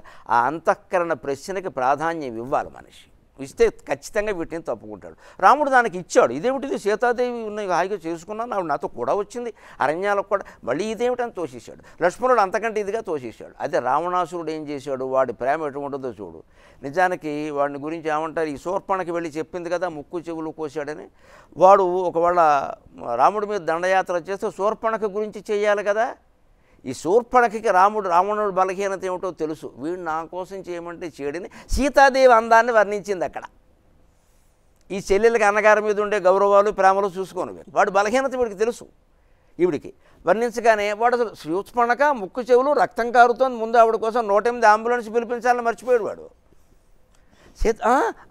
అని విని వెంటనే అంటే మారిపోయింది. నీకు చెల్లెలు అక్కల, నువ్వు చెల్లెల మీద ప్రేమ నటిస్తున్నావు. కంసుడు కూడా చెల్లెల మీద ప్రేమ నటించాడమ్మా. దేవకీదేవుడిని సారథినిచ్చి పంపించావు, డ్రైవర్ని ఇచ్చి పంపిస్తారు ఎవరన్నా, స్వయంగా అన్నగారు వెళ్ళి డ్రైవింగ్ చేస్తారేంటి? నా చెల్లెలు నాకెంతో ప్రేమ, నేనే అత్తారంటే దింపుతాను, ఈయన సారథ్యం వహించిన వాడు. ఆకాశవాణి విజయవాడ కేంద్రం, నువ్వు ఆ చెల్లెలకు పుట్టినవాడు చేతిలో చనిపోతామనగానే కత్తి తీశాడు. మైత్రేయుడు చెప్పింది నిజమని అర్థమైంది కదా. ఏ మనిషి ఎవరిని ప్రేమించినా తన కోసమే, ఇతరుల కోసం కాదు. మానవ సంబంధాలన్నీ అవసరాల మీద ఆధారపడ్డాయి, అనుబంధాల మీద ఆధారపడి లేవు, అవసరాల మీద ఆధారపడ్డాయి. ప్రేమ అని వీళ్ళు అంటున్నది కూడా ఒక అవసరమే. నాకు తోడు ఇంకొకరు అవసరమని మనం అంటున్నాము అంటే మనం బలహీనులం. ఆ తోడు లేకుండా నువ్వెందుకు ఉండలేవు? ఆ తోడు లేకుండా కూడా ఉండగలగాలి. అప్పుడు వృద్ధాప్యం కూడా ఆనందంగా గడుస్తుంది, యవ్వనం కూడా ఆనందంగా గడుస్తుంది. ఎవరో తోడు కావాలి, ఎవరితోనో మాట్లాడాలి, ఎవరితోనో. ఇవాళ సామాజిక మాధ్యమాలు వచ్చాక ప్రతిదీ షేర్ చేసుకోవడం. ఏమిటి షేర్ చేస్తావు? మంచి మాటలు ఎవరన్నా మా బోటిగాళ్ళు చెబితే షేర్ చేస్తున్నారమ్మా. Nobody is putting in practice. ఆశ్చర్యం. ఇక్కడి నుంచి ఇండియా నుంచి ఇథియోపియా వరకు పంపిస్తారు, ఎవరో ఆచరించరు. షేర్ చేస్తారు వీడు. షేర్ ఎందుకు? వీడు గొప్ప వాక్యాన్ని ఎప్పుడు గొప్ప వాక్యాలు పంపుతూ ఉంటారని, కానీ చెయ్యరండి. వారు చెయ్యరు, వారు ఇంకొకరికి పంపిస్తారు. అంతా కలిసి బంగాళాఖాతంలో పారేస్తారు మా మాటల్ని. అదే రామాయణం చేయొద్దు, నువ్వు ఆలోచించుకోమని చెప్పింది. రావణాసురుడు కనుక చెల్లెల మీద సానుభూతితోనే వెళ్ళుంటే సీతాదేవి కూడా వాడికి ఎందుకమ్మా? రాముడు లక్ష్మణుడితో యుద్ధం చేసేవాడు, తేలిపోయేది కాదే. వీడు కామవాంఛ కలగగానే సౌందర్యం వర్ణించగానే వీడు దృష్టి మొత్తం మారిపోయింది. రామరావణ యుద్ధానికి కారణం ఆ వ్యామోహం. ఆ వ్యామోహమే కదా. మనకి సామెతలు ఎలా పుట్టే తెలుసా? నాకు ఆ సామెతలు చూస్తే మంట వస్తుంది. సీత పుట్టుగా లంకకు చేడు, దుర్మార్గులు పుట్టించారమ్మా ఇలాంటి మాటలు. లంకకి నాశనం కావడం కోసం సీత పుట్టిందిట. ఆవిడ జన్మను మీరు అపహాస్యం చేస్తున్నారా? లక్ష్మీదేవి అలా పుడితే రావణాసురుడు బుద్ధి వల్ల లంక నాశనం అయింది, కానీ సీత వల్ల నాశనం కాలేదమ్మా. నిన్ను తీసుకెళ్ళి అక్కడ పెట్టమని ఆవిడ కోరిందా? అదేమిటది? లోకం తప్పుపట్టే విధానం అది. ద్రౌపది కారణంగా, భారతీయ ద్రౌపది కారణంగా రాలేదమ్మా. ద్రౌపది వస్త్రాభరణం చేసిన దుర్యోధనుడి కారణంగా వచ్చింది, దుశ్శాసనుడి కారణంగా వచ్చింది. వాళ్ళనాలుగా ఆవిడ అంటారేమిటి? లోకు కట్టారంతే, లోకు కట్టారు. ప్రతిదానికి ఎవరో కారణం అని చెప్పడం. అలాగే ఇందాక అనుకున్నామే కాలమహిమ ఏం కారణం కాదమ్మా. స్పష్టంగా లలితా సహస్రంలో ఉంది. కాలం అంటే మనస్సు. కాలకంఠి కాంతిమతి క్షోభిణి సూక్ష్మరూపిణి. కాలకంఠి మనస్సు కంఠంలో ఉంటుంది మనం కలగనేటప్పుడు. కాలం అంటే మనస్సు. నీ మనస్సు నీ శరీరంలో ఉంది. నీ మనస్సు నువ్వు మార్చుకుంటే నీ శరీరం, నీ కుటుంబం, నా శరీరం, అన్నీ బాగానే ఉంటాయి. మన మనస్సును మనం మార్చుకోలేవు. అసలు లోపలికి ఆలోచించుకోడు మనిషి. ఈ రెండింటినీ సమన్వయం చేస్తూ ఇంకో మాట చెబుతాను. భారతంలో ఓ మాట చెబుతాడు వ్యాసుడు. ప్రత్యగం ప్రత్యవేక్షేత నరశ్చారిత్రమాత్మనక కిన్ను మే పశుభిస్తుల్యం కిన్ను సత్పురుషైరితి. తప్పు చేయకుండా ఉండాలంటే మనిషి ప్రతిక్షణం తన మనస్సును తాను గమనించుకోవాలి అన్నాడు. ప్రత్యగం ప్రత్యవేక్షేత, ప్రతిరోజు ప్రతి క్షణం. ఎలాగట? కిన్ను మే పశుభిస్తుల్యం నరశ్చారిత్రం ఆత్మనః. చారిత్రం అంటే సంస్కృతంలో ప్రవర్తన, తెలుగులో మనకి హిస్టరీ, సంస్కృతంలో ప్రవర్తన, క్యారెక్టర్. నీ క్యారెక్టర్ నువ్వు నిరంతరం ఆలోచించుకో. తప్పుడు ఆలోచన వచ్చినప్పుడే దాన్ని ఖండించగలిగితే అది కొనసాగదమ్మా. మన బలహీనత ఎక్కడుంటుందంటే, అతను నవ్వినప్పుడు నేను నవ్వాలి కదా, ఆవిడ SMS పంపినప్పుడు నేను పంపాలి కదా, ఆవిడ నాశనం అయితే నువ్వు అవ్వాలి కదా. జరుగుతున్న భాగవతం అది. పంపితే నువ్వు పంపడమేనా అంటే మనంతరం మనం ఏం చేయలేదు కదా, మనంతరం మనం చేయడం ఏంటి, వారు చేయడం ఏంటి, ఏదైనా తప్పే కదా. వారు మీదకి వచ్చి కవించినా తప్పే, అప్పుడు కూడా చెప్పచ్చు, అవసరం కొట్టచ్చు పట్టుకుని. ఇక్కడ మన తప్పు లేనప్పుడు ఏముంది, రాముడు అలాగే కొట్టడమే ముక్కు చెవులు కోడేవంటే. ఇది లేకపోగా వాళ్ళు తినగా ఉండలేదండి, ఈ మధ్య ఆడవాళ్లే కవిస్తున్నారండి, మగవాళ్ళు ఏమైనా సత్పురుషులేట అక్కడ ఎవరు చెప్తారు మీరు? ఇక్కడ కవించడం అనేది అలవాటు అయిన తర్వాత ఎవరైనా కవిస్తారు. వారు కవిస్తే నేను లొంగిపోమని ఎవడు చెప్పాడు అసలు? మా అబ్బాయికి పుచ్చుకునే అలవాటు లేదండి, పక్కవాడు తీసుకెళ్ళాడండి. పక్కవాడు తీసుకెళ్తే వెళ్ళే అలవాటు ఉందా? అది ముందు మానిపించు. బలహీనత మనలో పెట్టుకుని ఎదుటి వాళ్ళంటే ఎలాగండి? అందుకని వ్యాసుడు భారతంలో ఏం చెబుతున్నాడంటే ప్రత్యేకం ప్రత్యవేక్షేత నరశ్చారిత్రమాత్మరక. మనిషి అన్నవాడు తన ప్రవర్తనని ప్రతి నిమిషం పరిశీలించుకుంటూ ఉండాలి. అప్పుడు ఎలా పరిశీలించుకోవాలి? కిన్నుమే పశుభిస్తుల్యం, నేను ఒక పశువులా ప్రవర్తిస్తున్నానా, లేదా కిన్ను సత్పురుషైరితి, సత్పురుషుల్లా ప్రవర్తిస్తున్నానా? ఇలా ఆలోచించుకుంటే ఆడదైనా మగాడైనా తప్పు చేస్తాడా? తాను చేస్తున్నది అక్రమ సంబంధం, అన్యపురుషుడు అన్య స్త్రీని కామిస్తున్నారు అంటే తప్పని తెలియడం లేదా?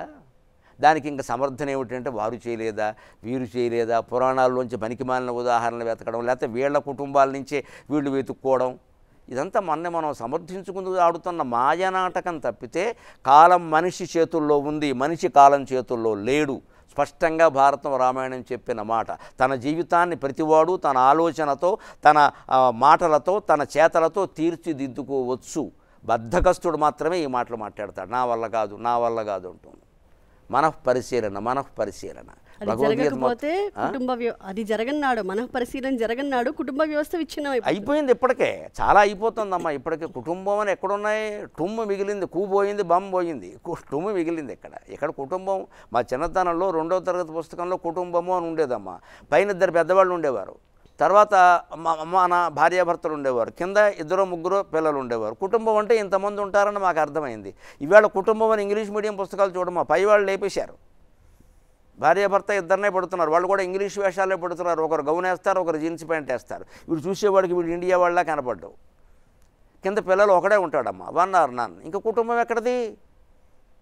అదే రామాయణంలో చెబుతారు, సందర్భం తెచ్చే కూడా చెబుతున్నారు. దశరథుడు బాలకాండలో చెబుతాడు, కుటుంబం అంటే 10 మంది ఉండాలట.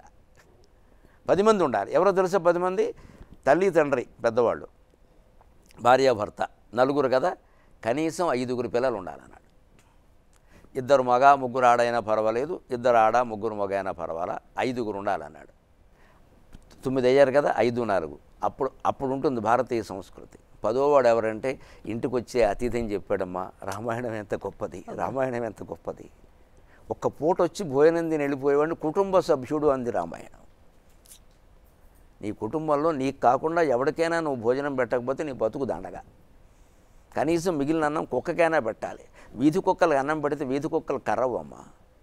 అన్నం పెట్టిన చేతిని కరిచే లక్షణం మనిషికి ఉందేమో కానీ కుక్కకి లేదు. అన్నం పెట్టడం మానేశారు. విదేశాల నుంచి కుక్కలను తెచ్చుకొని పెంచుకుంటున్నారు. ఇక్కడ వీటిని బయటకు వదలరు, వాటిని లోపలికి రానివ్వరు. వాటికి ఆకలితో చచ్చిపోతున్నాయి. హైదరాబాదులో వీధి కుక్కలన్నీ దొరికిన వాడిని కరుస్తున్నాయి. వాటిని చంపేద్దామని ఆలోచన చేస్తారు కానీ అన్నం పెడదామని ఆలోచన చేయట్లేదు. కానీ మన సంస్కృతి ఏమిటంటే అన్నం పెట్టవయ్యా, నీ కుటుంబంలో ఒక సభ్యుడు. వీళ్ళు కుటుంబ సభ్యులుగానే కుక్కను తీసుకొచ్చి మనసం మీద పెట్టారు కదా, మరి వీధి కుక్క కూడా కుటుంబ సభ్యులే అనుకుని ఇంత అన్నం వీధి మీద పారేస్తే చాలు, లోపలికి తేవద్దు, అది రోగాలు వస్తాయి. అక్కడ పారేస్తే భగవంతుడు కుక్కకి ఎంత శక్తి ఇచ్చాడంటే దుమ్ములో ఉన్న అన్నం తిన్నా దానికి అరుగుతుంది, మనకు అరగదు. దానికి ఆ శక్తి ఇచ్చాడు. ఎందుకంటే దానికి దుమ్ములో పెట్టకపోతే 5 స్టార్ హోటల్లో భోజనం పెడతారు. దానికి భగవంతుడు ఆ శక్తి ఇచ్చాడు. ఆ కుక్క అన్నం పెట్టచ్చు కదా. ఒక అతిథిని నీ కుటుంబ సభ్యుని చేసుకోమని చెప్పాడు. ఎవరైనా బయటవాడికి పెట్టావో చెప్పు, నువ్వు నీ భార్య పిల్లలు తినడం పెద్ద విశేషం ఏముంది ఇక్కడ? ఇది రామాయణం. కుటుంబ వ్యవస్థకి కుటుంబంలో 10 మంది ఉండాలి. ఇవాళ 2వ పిల్లాడు మించి ఎవరికైనా ఉంటే వై అని ప్రశ్న వస్తుంది. ఇక్కడ ఏదో పెద్ద కూడని పని చేసినట్టు. మళ్ళీ ఈ ఒక్కరే ఉండడం వల్ల గారాబంగా పెంచేసి వాళ్ళు ఏం అడిగితే అది ఇచ్చేసి తర్వాత కుటుంబాలు విడిపోవడానికి ఈ పెద్దాళ్లే కారణం అవుతున్నారు. అమ్మాయికి కానీ అబ్బాయికి కానీ ఇది అవుతుంది, ఇది అవ్వదు, అన్నీ అవ్వవు. శ్రీనాథుడు కాశీఖండంలో చెబుతాడు, శరత్కాలంలో మేఘాలు ఉంటాయట. అవి నల్లటి మేఘాలని శరదృతువు వెన్నెలతోటి తెల్లగా చేసేస్తుందట. జలదకాళిమబాపంగజాలగాని సహజకాళిమబాపంగజాలదయ్యే శరదభ్రముల వేళయి చంద్రుండు అతివ అయ్యడిదవు కానీ ఎదియు కాదు అంటాడు. దమయంతితో నలుడు చెబుతాడు ఈ మాట. పెళ్ళైన కొత్తలో వాళ్ళు శోభనం గదిలో మాట్లాడుకున్న మాటలు ఇవి. అందుకనే దంపతులు నిలబడ్డారు. ఏమన్నాడు తెలుసా? గుర్తుపెట్టుకో దమయంతి, జీవితంలో ఎప్పుడైనా సరే అయ్యేది అవుతుంది, కాంది కాదు, పేచి పెట్టకూడదు. ఈ మాట భర్తకి చెప్పే ధైర్యం ఉందా ఇవాళ భార్యకి చెప్పడానికి? తల్లిదండ్రులు చెబుతారా? నువ్వు ఆ పట్టు మీద ఉండమ్మా, అవ్వాలి, మనం అనుకున్నాం, మిమ్మల్ని అలా పెంచాం. ఇక మరి విడిపోతే ఎందుకు? ఆయన ఉదాహరణ చెప్పాడు. శరత్కాలాన్ని చూడండి, వెన్నెల కదా, ఆ వెన్నెల నల్లటి మేఘాలని తెల్లగా మార్చేసింది. అంతే కదా, వర్షకాలంలో నల్లగా ఉంటాయి మేఘాలు, శరత్కాలంలో తెల్లగా. నల్లని మేఘాలన్నీ తెల్లగా మార్చేశాడు ఈ చంద్రుడు. కానీ వాడు ఒంటి మీద మచ్చను పోగొట్టుకోలేకపోయాడు. జలద కాళిమ బాపంగ జాలే గాని సహజ కాళిమ బాపంగ జాలదయ్యే శరదాభ్రమల వేళ ఈ చంద్రునకు. అందుకే అతివా అయ్యడిదవు కానీ ఏది కాదు. నువ్వెంత సమర్థురాలివైనా, నేనెంత సమర్థుడైనా, కొన్ని అవుతాయి కొన్ని కావు. ఈ మాట చిన్నప్పటి నుంచి పిల్లలకి చెబితే వాళ్ళు కొన్ని అవుతాయి కొన్ని కావు, అన్నింటికీ పేచి పెట్టకూడదు. నేను అనుకున్నానంటే అది అయి తీరాలి. ఇరిటేషన్ వచ్చేస్తున్నాగా 2 ఆర్లు పెట్టి మాట్లాడుతున్నారా ఇరిటేషన్ అని. ఏమనాలమ్మా, వెర్రి అన్నప్పుడు కూడా 2 రాలే ఉంటాయి అక్కడ, అది పెట్టుకోమను. ఇరిటేషన్ బదులు వెర్రి. ఇరిటేషన్ అంటే వెర్రి. ఎందుకు వస్తుంది అంత ఇరిటేషన్? అనుకున్న వస్తువు ఇంటికి వచ్చేయాలి, అనుకున్నవన్నీ జరిగిపోవాలి, అనుకున్న ఉద్యోగం 3 రోజుల్లో వచ్చేయాలి. ఎలా అవుతుంది? ఎలా సాధ్యం అవుతుంది? ఈ సాధ్యాసాధ్యాలు పరిశీలించుకుంటే అమ్మయ్య ఉన్న చోట కూర్చొని కాస్త టీ తాగుదాం భార్యాభర్త మాట్లాడుకుంటూ. ఇక అవన్నీ దేనికి? మనకి ఇక ఇద్దరు కూర్చోవడానికి ఒక సోఫా సరిపోదా? 2 కుర్చీలు సరిపోవా? ఈ సంతృప్తి మనకి రామాయణం నేర్పుతుంది. కుటుంబం అంటే ఇదని. అది గురుగారు, హనుమంతుడిని శబ్ద బ్రహ్మ వేదం తెలిసినవాడు అని అంటారు కదా, అంటే ఆ వేదంలో ఎలా నిష్ణాతుడయ్యాడు హనుమంతుడు? హనుమంతుడు విద్య నేర్చుకున్నది సూర్యుని దగ్గర. అదొక చిత్రమైన సంఘటన. ఆయనకి అష్టసిద్ధులు ఉండబట్టి అది సాధ్యమైంది. హనుమంతుడి విషయంలో అది యోగసిద్ధులు. అంటే దాన్ని పుక్కటి పురాణము కథ అనకూడదు. యోగసిద్ధులు ఉన్నవాడికి అది సాధ్యం అవుతుంది. సూర్యుడు నిత్యం ఆయన ఇలా తిరిగినా తిరగకపోయినా ఒక చోట నిత్యం లక్షల కోట్ల డిగ్రీల ఉష్ణోగ్రతలో ఉంటాడు. అంత వేడిని తట్టుకోగలిగే యోగసిద్ధి ఈయనకుంది. రాముడికి లేవో సిద్ధులు. గురువు శిష్యుడు అయినంత మాత్రం అన్నీ ఉండాలని లేదు. రామాయణంలో విచిత్రం ఏమిటంటే, రాముడు త్రిగుణాలని జయించాడు, హనుమంతుడు త్రిగుణాలని జయించాడు. హనుమంతుడి గురువు రాముడైతే రాముడు గురువైన విశ్వామిత్రుడు త్రిగుణాల విషయంలో ఓడిపోయాడు. హనుమంతుడు త్రిగుణాలని జయించాడు. ఆయన సముద్రం దాటుతూ ఉంటే సత్వగుణ ఆటంకం మైనాకుడు అడ్డం వచ్చాడు. మర్యాదగా చెప్పి తప్పుకోమన్నాడు. దాన్ని అలా తప్పుకోవాలి. మనం మెల్లగా మాట్లాడబడితే మెల్లగానే మాట్లాడాలి. తర్వాత సురస వచ్చి మింగేస్తా కరిచేస్తా అంటూ నోరు తెరిచింది. అంతకంటే పెద్ద నోరు తెరిచాడు. పోటీ పడ్డాడు రజోగుణం. కొద్దిసేపటికి ఏడు దీంతో నాకు పోటీ, ఏదైనా ఇదేమిటి గిన్నిస్ బుక్ రికార్డ్ నాకు ఎందుకు వచ్చిన గొడవ అని తప్పుకున్నాడు. అది రజోగుణాన్ని ఇది చేసే విధానం. రాజకీయాల్లోనూ దిగచ్చు. నష్టం వస్తుందంటే మానేయాలి. ఊరికే ఇంక దిగిపోయి ఆస్తులు పారు చేసుకోకూడదు. పెకటాడమైనా అంతే, ఏదైనా అంత సరదాగా ఆడచ్చు. పెరిగిపోతుందంటే మానేయాలి. వెంటనే మా ఆవిడ పిలుస్తుందిరా అని వెళ్ళిపోవాలి. అందుకే దాని అంతు చూస్తా అంటే మనంతా చూస్తుందమ్మా. ఇది రజోగుణాన్ని తట్టుకోవడం, హనుమంతుడు తట్టుకోవడం. తర్వాత సింహిక వచ్చింది, అది తమో గుణం. అది కిందికి లాగేస్తుంది. దాంతో డిస్కషన్ చేయకూడదు. తీవ్రవాదులతో చర్చన పరికరం అమ్మ వేసేయాలి. సర్జికల్ స్ట్రైక్సే. వాళ్ళతో డిస్కషన్ ఉండదు. ఆయుధం పట్టిన వాడితో చర్చ ఏమిటి?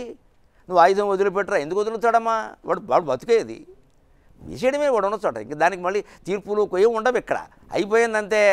ఇంక మాట్లాడదు. ఎన్కౌంటర్, ఇట్ ఇస్ ఎన్కౌంటర్, తీసేయి. అది న్యాయం అన్యాయం తీవ్రవాదం న్యాయమా అంటే దానికి అది హనుమంతుడు చేసి చూపించాడు. సింహంకుని ఒక గుద్దు గుద్దాడు, మళ్ళీ లేవలేదు ఎప్పటి వరకు. రాముడు అంతే. విశ్వామిత్రుడు వెనకాల వెళ్ళినప్పుడు తాటకనే ఒక బాణంతో లేపేశాడు. తమో గుణం రాక్షసి. ఆవిడతో చర్చలు చేయకూడదు. దయచేసి తప్పుకో అనకూడదు. వాళ్ళు తప్పుకోరు. తర్వాత అహల్య, ఆవిడ రజోగుణం వల్ల ఇబ్బందులు పడింది. అందుకని ఆవిడని తపస్సు చేసింది. ఆవిడని సంస్కరించడం మామూలుగా కాదమ్మా. ఆవిడ కాళ్ళకి దండం పెట్టాడు రాముడు. రామాయణంలో ఉన్నవాడు. ఆవిడ దండం పెట్టలేదు, రాముడే పెట్టాడు. నువ్వు కౌశల్యతో సమానం, అరుంధతితో సమానం అంటారు. తప్పు చేసిన స్త్రీని ఎవరైనా తన తల్లితో సమానం అంటారా? ఆవిడ తపస్సు ద్వారా తన మనశ్చాంచల్యాన్ని సవరించుకుంది. అహల్య ఏ ఘోరము నేరము చేయలేదు. అనవసరపు ఆరోపణలు చేయొద్దు. మనశ్చాంచల్యం కేవలం. ఆ రోజుల్లో మనశ్చాంచల్యాన్ని కూడా నేరంగా భావించారు. ఇవాళ ఏ చాంచల్యానికి గొడవ లేదు, అంతా చాంచల్యం కూడా. మనస్సు చలించినా దోషంగా భావించేవారు. మనస్సు చలించడానికి పరిష్కారం ఏమిటి? మనస్సు స్థిరంగా ఉండడం, అంతే కదా. ఆ స్థిరంగా ఉండాలంటే తపస్సు చేయాలి. అందుకని గౌతముడు తపస్సు చేయమన్నాడు. రాయి అవ్వమని ఎక్కడా చెప్పలేదు. ఆవిడ రాయి కాలేదు, నేల మీద పడుకుని కూర్చుని తపస్సు చేసింది ఆవిడ. అందుకే ఆ తపస్సు ద్వారా పవిత్రమైంది. ఇంక మళ్ళీ మీరు ఆక్షేపించద్దు ఇంకా. అందుకని రాముడు ఆవిడకి దండం పెట్టాడు, పాదాభివందనం చేశాడు. ఆవిడ ఆతిథ్యం స్వీకరించాడు. అది రజోగుణాన్ని జయించడం. సత్వగుణం సీత. రాముల్లోనైనా మనం అయ్యో ఇలా అనకుండా ఉండాల్సింది, చేయకుండా ఉండాల్సింది అంటాం. సీతలో ఆ లోపం కూడా కనపడదు. పరమ సత్వగుణ సముపేత. నాకెవరో ఇప్పుడు ఆ విగ్రహం చేసిన ఆయన యోగిరాజు రాముడు విగ్రహం చేయగలిగాడు, సీత విగ్రహం చేయలేడని నాకు నమ్మకం. కష్టం చేయడం చాలా కష్టం, చేస్తే ధన్యుడే. చాలా కష్టం. అసలు ఆ పవిత్రత, సౌశీల్యం, ఆ సహనం అవి ముఖంలో కనపడాలి. అప్పుడు సీత ఊరికే ఏదో అందంగా చెక్కడం కాదు, రాముడిని మించిన గుణాలు కలిగింది సీత. అందుకే సీతాయాశ్చరితం అని వాల్మీకి రామాయణం అనలేదు, రామాయణం అనలేదు, ఆయన సీతాయాశ్చరితం మహత్ అని, ఇది సీత కథ అన్నాడు ఆయన. మనం ఏదో రామాయణం అంటున్నాం, సీతాయాశ్చరితం మహత్ అన్నాడు ఆయన. అంత వాల్మీకి దగ్గర సీత దగ్గరికి వచ్చారు, నేను ఆవిడ గురించి ఏం చెప్పను, ఈ కథ ఆవిడ కోసం రాశాను అన్నాడు. అటువంటిది సీతని కావాలని వరించి శివధనుర్భంగం చేసి పెళ్లి చేసుకున్నాడు. అంటే సత్వగుణాన్ని నువ్వు కావాలని తెచ్చిపెట్టుకోవాలి. ఈ తప్పుడు పనులు చేసే ఆలోచనలు వచ్చిన వాళ్ళందరూ దాన్ని పక్కకి గంటి సత్వగుణాన్ని ఆహ్వానించమని ఎందుకు రాదు చూస్తాను నేను. వీళ్ళు ఆహ్వానిస్తారు. పైగా ఏమంటారంటే నాకు రాసి పెట్టుంది, మొన్న ఎవరో జాతకం ఆయన చెప్పాడు, వీడెవడో పనికి మాలిన కూడా తగులుతాడు వీళ్ళకి. అసలు వాళ్ళు రాసి పెట్టి ఉండడం వీళ్ళకి ఇష్టంగా ఉంది. ఇప్పుడు తప్పుడు పని చెయ్యాలి కాబట్టి సమర్థించుకుంటారు. చిత్రం ఏమిటో తెలుసా, ఎంత జ్ఞానులైనా పడిపోతారు జాగ్రత్తగా ఉండకపోతే. ఇందాక అనుకున్నామో మనం ప్రతి క్షణం పరిశీలించుకోవాలి. విశ్వామిత్రుడు వీళ్ళిద్దరికీ గురువు. హనుమంతుడికి రాముడు గురువు అయితే రాముడికి విశ్వామిత్రుడు గురువు కదా. ఆయన కూడా తమో సత్వరజస్తమో గుణాలు వస్తే మూడింటికి ఆయన ఇబ్బంది పడ్డాడు. తమో గుణం అంటే మేనక వచ్చింది, శకుంతలను కన్నాడు, మోహంలో పడ్డాడు. పోనీ ఆ శకుంతలను పోషించాడంటే వదిలేసి వెళ్ళిపోయాడు. మేనకకి బాధ్యత లేదనద్దమ్మా, ఆవిడ అప్సరస. వాళ్ళు అందుకోసం వస్తారు, వెళ్ళిపోతారు. విశ్వామిత్రుడికి బాధ్యత ఉంది, ఆయన మానవుడు, ఆయన వదిలేశాడు. విశ్వామిత్రుడిదే పెద్ద తప్పు, మేనకది తప్పే, విశ్వామిత్రుడు ఇంకా పెద్ద తప్పు, వదిలేశాడు. రజోగుణం, ఎవరో త్రిశంకుడు అని ఒక రాజు వచ్చాడు, వచ్చి నేను ఈ శరీరంతో స్వర్గానికి పిచ్చి కోరికలు అంటారు వీటిని. ఇవాటికి కూడాను నాకు మంత్రి పదవి కావాలి, యాగం చేయండి, చేయకూడదమ్మా, ఎవరు తప్పది. వాడి మంత్రి పదవి కోసం యాగం చేయడం ఏంటి? దేశక్షేమం కోరి యాగం చేయమను, లోక కళ్యాణం కోరి యాగం చేయమను. ఒక వ్యక్తికి మంత్రి పదవి, ఒక వ్యక్తికి ముఖ్యమంత్రి పదవి రావడానికి యాగాలు చేస్తారా? దీనికి విశ్వామిత్రుడే ఉదాహరణ. త్రిశంకుడు ఎవడు, వాడికి స్వర్గం వస్తే ఈయనకేమిటి కలిసి వచ్చేది? ఈ శరీరంతో స్వర్గానికి వెళ్ళాలనే పిచ్చి మాట ఏమిటి అసలు? అది గ్రహించకుండా ఆయన ముందు కుదరదయ్యా అన్నాడు. తర్వాత వశిష్ఠుల వారు కాదన్నారు, మరి మీరు కూడా కాదంటారంట. ఆయన కాదన్నాడా, అయితే నేను చేస్తా అంటే ఒక పార్టీ టికెట్ ఇవ్వకపోతే ఇంకో పార్టీ ఇవ్వడం. నువ్వు సీనియర్ నీకు గుర్తింపు ఉండొద్దా అని టికెట్ ఇస్తారు, ఇస్తే వీళ్ళు ఏమవుతారు? అడిగేందే అవుతుంది. ఇక్కడ ఆ పార్టీలో 30 ఏళ్ళు ఉన్నవాడు చేయనివాడు ఇక్కడికి వచ్చేస్తాడా? అది రజోగుణానికి లోపే. సత్వగుణానికి కూడా పాపం ఆయన లొంగిపోయాడు. జాలి. సునశ్శేపుడు అనేటువంటి ఒక బ్రాహ్మణ కుమారుని ఎవరో బలి వేస్తున్నారని తెలిసి ఆయన గాయత్రి మంత్రోపదేశం చేసి నువ్వు జపించు, నేను అలా బలేస్తాడు, రాజుకోడు కోసం నిన్ను చంపడం ఏమిటి, పేద కుటుంబం లోకువా, ఇదంతా మంచి పని. కానీ ఈ మంచి పనులు కూడా తపస్సుకు ఆటంకమే. అందుకే మహాతపస్సులు హిమాలయాల్లో ఉంటారు, కానీ అబిడ్స్ జంక్షన్లో ఉండరమ్మా. ఇక వీళ్ళని ఎవరు తపస్సు చేసుకోనివ్వరు. ఒకవేళ ఈయన తపస్సు ఫలించి మొహంలో ఏదైనా ఓ తేజస్సు కనపడింది అనుకో, 36 కెమెరాలు ముందెట్టేసి వీడిని పడగొట్టేస్తారు. అక్కడి నుంచి అందరూ వచ్చి పిల్లల పుట్టలేదని, ఉద్యోగాలు రాలేదని కాళ్ళు వేళ్ళు గోకేస్తారు. వీడి తపశ్శక్తి నాశనం అయిపోతుంది.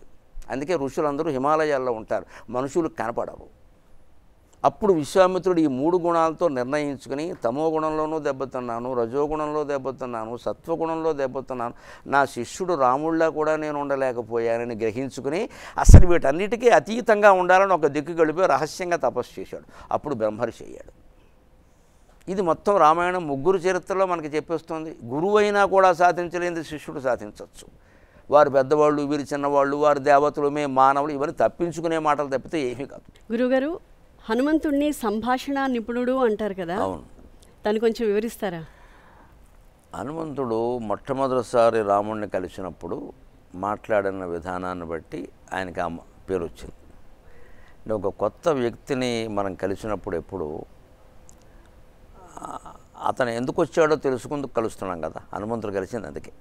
మనం కూడా ఎలా ఉండాలంటే కొత్త వ్యక్తులు మన ఇంటికి వచ్చినప్పుడు వాళ్ళు ఎందుకు వచ్చారో తెలుసుకుని ఆ సమాచారమే వాళ్ళకి అందించాలి.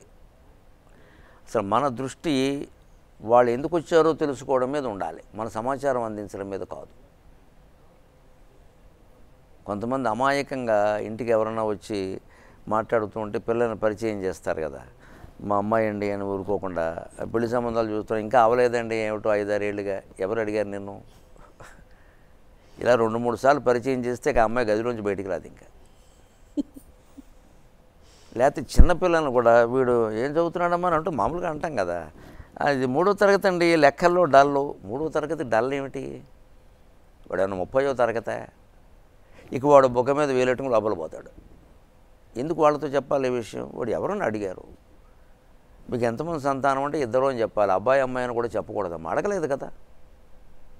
అబ్బాయిలందరూ అమ్మాయిలందరూ అంటే వారొకరు వీరొకరు అని చెప్పాలి. ఏమిటో ఈ రోజుల్లో అమ్మాయిలు సమస్యగా ఉన్నారని నేను అడగలేదు ఆ విషయం. మీ అమ్మాయి సమస్యగా ఉండొచ్చు, అందరూ అమ్మాయిలు అడగలేరు, చాలా చక్కని వాళ్ళు కూడా ఉన్నారు. ఈ అతిగా మాట్లాడడం వల్ల ఏమవుతుందంటే అసలు వాళ్ళు వచ్చిన విషయం పోయి మన సమాచారం వాళ్ళకి అందించేసాం పోయి ఇది మొత్తం ప్రచారం అవుతుంది. పైగా ఇవాళ సామాజిక మాధ్యమాలు వ్యాపించిన పరిస్థితులు ఇది మరీ ప్రమాదం. అసలు వాడు రికార్డు చేస్తున్నాడేమో. ఇప్పుడు ఇంటికి వచ్చిన వాడితో మాట్లాడాలంటే భయంగా ఉందమ్మా. జేబులో పెట్టుకుని రికార్డు నొక్కాడేమో మనకేం తెలుసు. చాలా ఇదిగా ఉంది.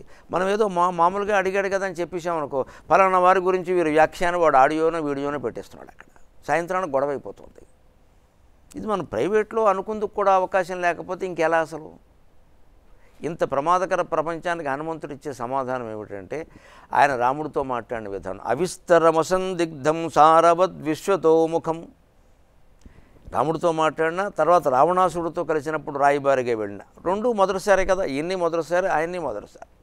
అవిస్తరం, అడిగిన దానికే సమాధానం చెప్పు, విస్తరంగా ఊరికే మాట్లాడద్దు. అసందిగ్ధం, ఎందుకంటే హనుమంతుడు ఏం ప్రవచనకర్త కాదు, మేము ప్రవచనాల్లో కాస్త జోడిస్తాం, అది 2 గంటలు చెప్పాలి కదా, దాని విధానం వేరు. అసందిగ్ధం, ఎదుటి వాళ్ళకి అనుమానం రాకూడదు. మళ్ళీ ఇంకోటి అనుమానం చెప్పిన దాంట్లో ఇదేమిటి అని అనకూడదు. కర్మాక్రియ చూసుకుని మాట్లాడితే అనుమానం రాదు. అసందిగ్ధం, సందేహాలు రావద్దు. మళ్ళీ సారవద్ విశ్వతోముఖం, చెప్పే విషయం ఒక సారాంశప్రాయంగా ఉండాలి, అప్పుడు సంక్షిప్తంగా ఉంటుంది. హనుమంతుడి మాటలు ఇంకా తర్వాత సీతాదేవి దగ్గర మాట్లాడిన, రావణాసుడి దగ్గర మాట్లాడిన సత్యం, ప్రియం, అత్యవసరం అనే 3 విషయాలు దృష్టిలో పెట్టుకున్నాడు. మనకి చాలా ఉపయోగపడుతుంది. మనం ఎవరితో మాట్లాడినా సత్యమేనా ముందు, సత్యం కాకపోతే ఎందుకు మాట్లాడడం? ఇప్పుడు సత్యం మాట్లాడాలంటే ముందు ఏం చేయాలో రఘువంశం కావ్యంలో చెబుతారు, రామాయణం సంబంధించిన దాంట్లోనే. మితభాషిణం సత్యాయ మితభాషిణం అంటారు. తక్కువ మాట్లాడితే సత్యమే వస్తుంది. సాధారణంగా అబద్ధాలు ఎప్పుడు వస్తాయి, కావాలని ఎవరు మాట్లాడరమ్మా. ఆ వేగంగా మాట్లాడుతూ ఉంటే అనుకోని కొన్ని వచ్చేస్తూ ఉంటాయి, దొల్లిపోయి నీటితో పాటు తూటి మొక్కలు మట్టి వచ్చినట్టుగా వచ్చేస్తాయి. అంత వేగంగా మాట్లాడకుండా నెమ్మదిగా మాట్లాడుతూ అవసరమైన విషయమే మాట్లాడితే అబద్ధం కూడా మనిషి మాట్లాడు. ఎందుకంటే అబద్ధం నోటి నుంచి వచ్చే ముందు కాస్త ఆలోచించుకునే సమయం ఉంటే రాదు. ఆలోచించకుండా వచ్చేసరికి అబద్ధాలు వచ్చేస్తున్నాయి. తర్వాత మళ్ళీ ఈ అబద్ధాలకి బాధపడ్డాం. వాక్సిద్ధి అంటారు కదా, వాక్సిద్ధికి మహాతపస్సు చేయాల్సిన పనేం లేదమ్మా. సత్యమే మాట్లాడ తప్ప ఇంకోటి నేను మాట్లాడను అనుకుంటే వాడికి వాక్సిద్ధి వస్తుంది.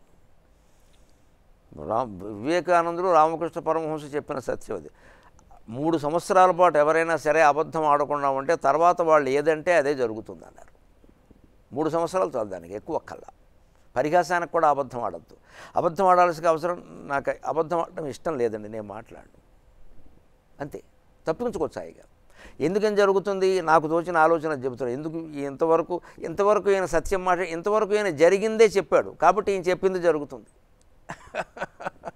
అంత నిష్ట ఉండాలంటే నెమ్మదిగా మాట్లాడాలి. అవిస్తరం, అసందిగ్ధం, సారాంశం వచ్చేలా చూసుకోవాలి. అందుకని మన సత్యం, 2 సత్యమే కావచ్చమ్మా. ఎదుటివాడికి ప్రియమా?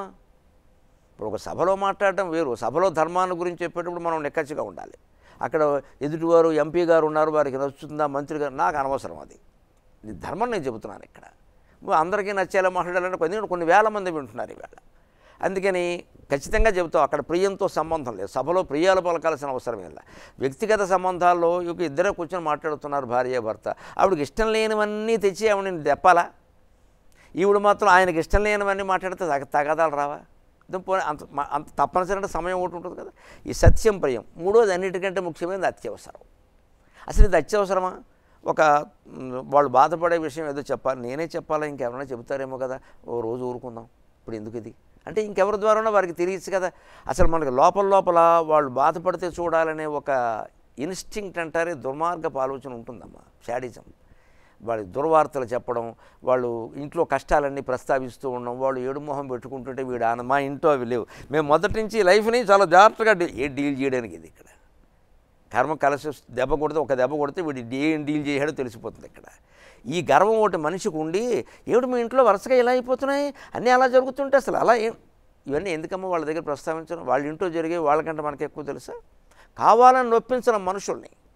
ఈ 3 ఆలోచించుకుంటే బాగుంటుంది. రావణాసుడి దగ్గర మాట్లాడినప్పుడు కూడా ముందంతా సంధి గురించి మాట్లాడాడు. ఎందుకు చేసావు అన్నాడు. పైగా నీలాంటి వాడు మూలఛేదమైన పని చేయడం అంటే పరస్త్రీ వ్యామోహంలో పడడం వంశనాశనం అనే విషయం నీకు తెలియదు అన్నాడు. ఆయన మహాజ్ఞాని, పండితుడు, రాముడు మహాపండితుడు. ఎక్కడ మోజులో తేడాలో పడ్డాడు? ఇందాక అనుకున్నామే ప్రత్యేకం ప్రత్యవేక్షత. నా మనస్సు ఏం ఆలోచిస్తోందని ఆలోచించడం మానేసి సీతాదేవి ఎలా ఉందని ఆలోచించాడు. అటువంటి స్త్రీని పొందకపోతే జన్మేనా అనుకున్నాను. ఒక్క మాట మనం బహిరంగంగా మాట్లాడుకుందాం. వీడి భార్యను ఎవరైనా ముట్టుకుంటే వీడికి కోపం వస్తుంది కదా, మరి ఇతరులు అనుభవించిన స్త్రీని వీడు ఎలా అనుభవిస్తాడమ్మా? వాడికి రాదా? వీడికి అసలు అనిపించదా ఆ విషయం? అది ఆలోచించుకుంటే అది వెంటనే వెళ్ళిపోయేది, ఆ వ్యవహారం అక్కడికి అయిపోయేది. అక్కడ శూర్పణఖ గురించి కావాలంటే యుద్ధం చేసేవాడు, లేకపోతే మానేసేవాడు. ఇంత పొడుగు యుద్ధం జరిగేది కాదు ఇక్కడ. ఈ మనిషి ఆలోచించేయడానికి ఇలా వెళ్ళిపోతూ ఉంటాడు. అందుకని అక్కడ కాస్త జాగ్రత్తగా ఆలోచిస్తూ హనుమంతుడు అంటాడు అక్కడ ముందు అలా చెబుతాడు, ఏమయ్యా నీలాంటి పండితుడివి ఇలాంటి మూలఛేదమైన పని చేసేవేమిటి అంటాడు. తర్వాత ఇంకో మాట, దానికి వాడు లొంగడు కదా, అప్పుడు భేదోపాయం అంటే బెదిరించడం ఏమిటంటారంటే, అసలు స్థాయి ఆలోచించావా? మునిమానవుడు తాతగా ముత్తాతతో దెబ్బలాడినట్టు ఉందయ్యా, ఇది ఏమిటిది?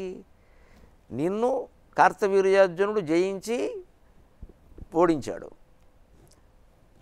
కార్తవీర్యార్జునుడిని పరశురాముడు ఓడించాడు, ఆ పరశురాముడిని రాముడు ఓడించాడు. నీకంటే 4 రెట్లు పెద్దవాడితో నువ్వు పోటీ పడుతున్నావు, నీకు డిపాజిట్ అయినా వస్తుందా అన్నాడు. ఇదేనా ఆలోచించుకోవాలి కదా. నువ్వు సమాన వీరుడు కాదు, నీతో రాముడితో నువ్వు సమానం కాదు. ఎందుకంటే నిన్ను ఓడించినవాడు కార్తవీర్యార్జునుడు, కార్తవీర్యార్జునుడు ఓడించినవాడు పరశురాముడు ఓడించినవాడు రాముడు. ఆయనతో నీకు పోరాటం ఏమిటి? ఇది వాడికి ఎక్కలేదు. తమ్ముళ్ళు కొడుకులు చెప్పారు, అయినా ఎక్కలేదు. మైకం అంత కమ్మేసింది. అక్కడ ఇప్పుడు ఏముంటుందో తెలుసా, స్త్రీ పురుషులకి వ్యామోహం ఉండదమ్మా, పొరపాటు పడతాం, అహంకారం వస్తుంది అక్కడ. వ్యామోహం ఎప్పుడూ మనుషులకు ఒక దశ వరకే ఉంటుంది. కామవాంఛల వ్యామోహాలు ఒక దశ వరకే ఉంటాయి. కాదన్నారన్నాక వచ్చేది అహంకారం వస్తుంది. అత్యాచారాలు అందుకే జరుగుతాయి లోకలు. కామవాంఛతో అత్యాచారాలు జరగవు, అహంకారం వల్ల జరుగుతాయి. నన్ను కాదంట, నువ్వేమిటి ఇక్కడ? ఆ అహాన్ని కనుక పక్కనెట్టేస్తే ఈ అత్యాచారం సమస్య లేదు అక్కడ. కాబట్టి ఈ మధ్య జరుగుతున్న ఘోరాలు చూడు, అత్యాచారం చేయడమే కాకుండా వీడియోలు తీసి పెడుతున్నారు. దీన్ని అహంకారం అంటారు, కానీ కామవాంఛ ఎలా అంటారు? నువ్వు నిజంగా కామవాంఛ తీర్చుకోవాలంటే ఈ ఫోటోలు దేనికి, వీడియోలు దేనికి? అహంకారం. అది జవాబు చెప్పాల్సింది అక్కడ అహంకారానికి కానీ అత్యాచారానికి కాదు. అక్కడ అది చిన్న విషయం. అది ఈ అహంకారమే పెద్దది, అది చేయించింది ఇక్కడ. ఈ నేను నాది అనేది కొట్టుకుపోయేది ఉంది. ఇది రావణాసురులో ఎక్కువైపోయింది. దానికి ఆయన వేసిన మందు ఏమిటంటే బెదిరించాడు. చివరికి ఎంతకీ వినకుండా ఇంకా కోతికి తోక అలంకారం కదంటే అంటించు, అంతా మన మంచికే అనుకున్నాడు ఆయన. ఆ తోక వెలుగులో లంకంతా ఎలా ఉందో చూసేట. ఆయనకి టార్చ్ రేటు కింద వినియోగపడింది అది. అప్పుడు ఏమైంది, ఎందుకు తెలిసింది తెలుసా?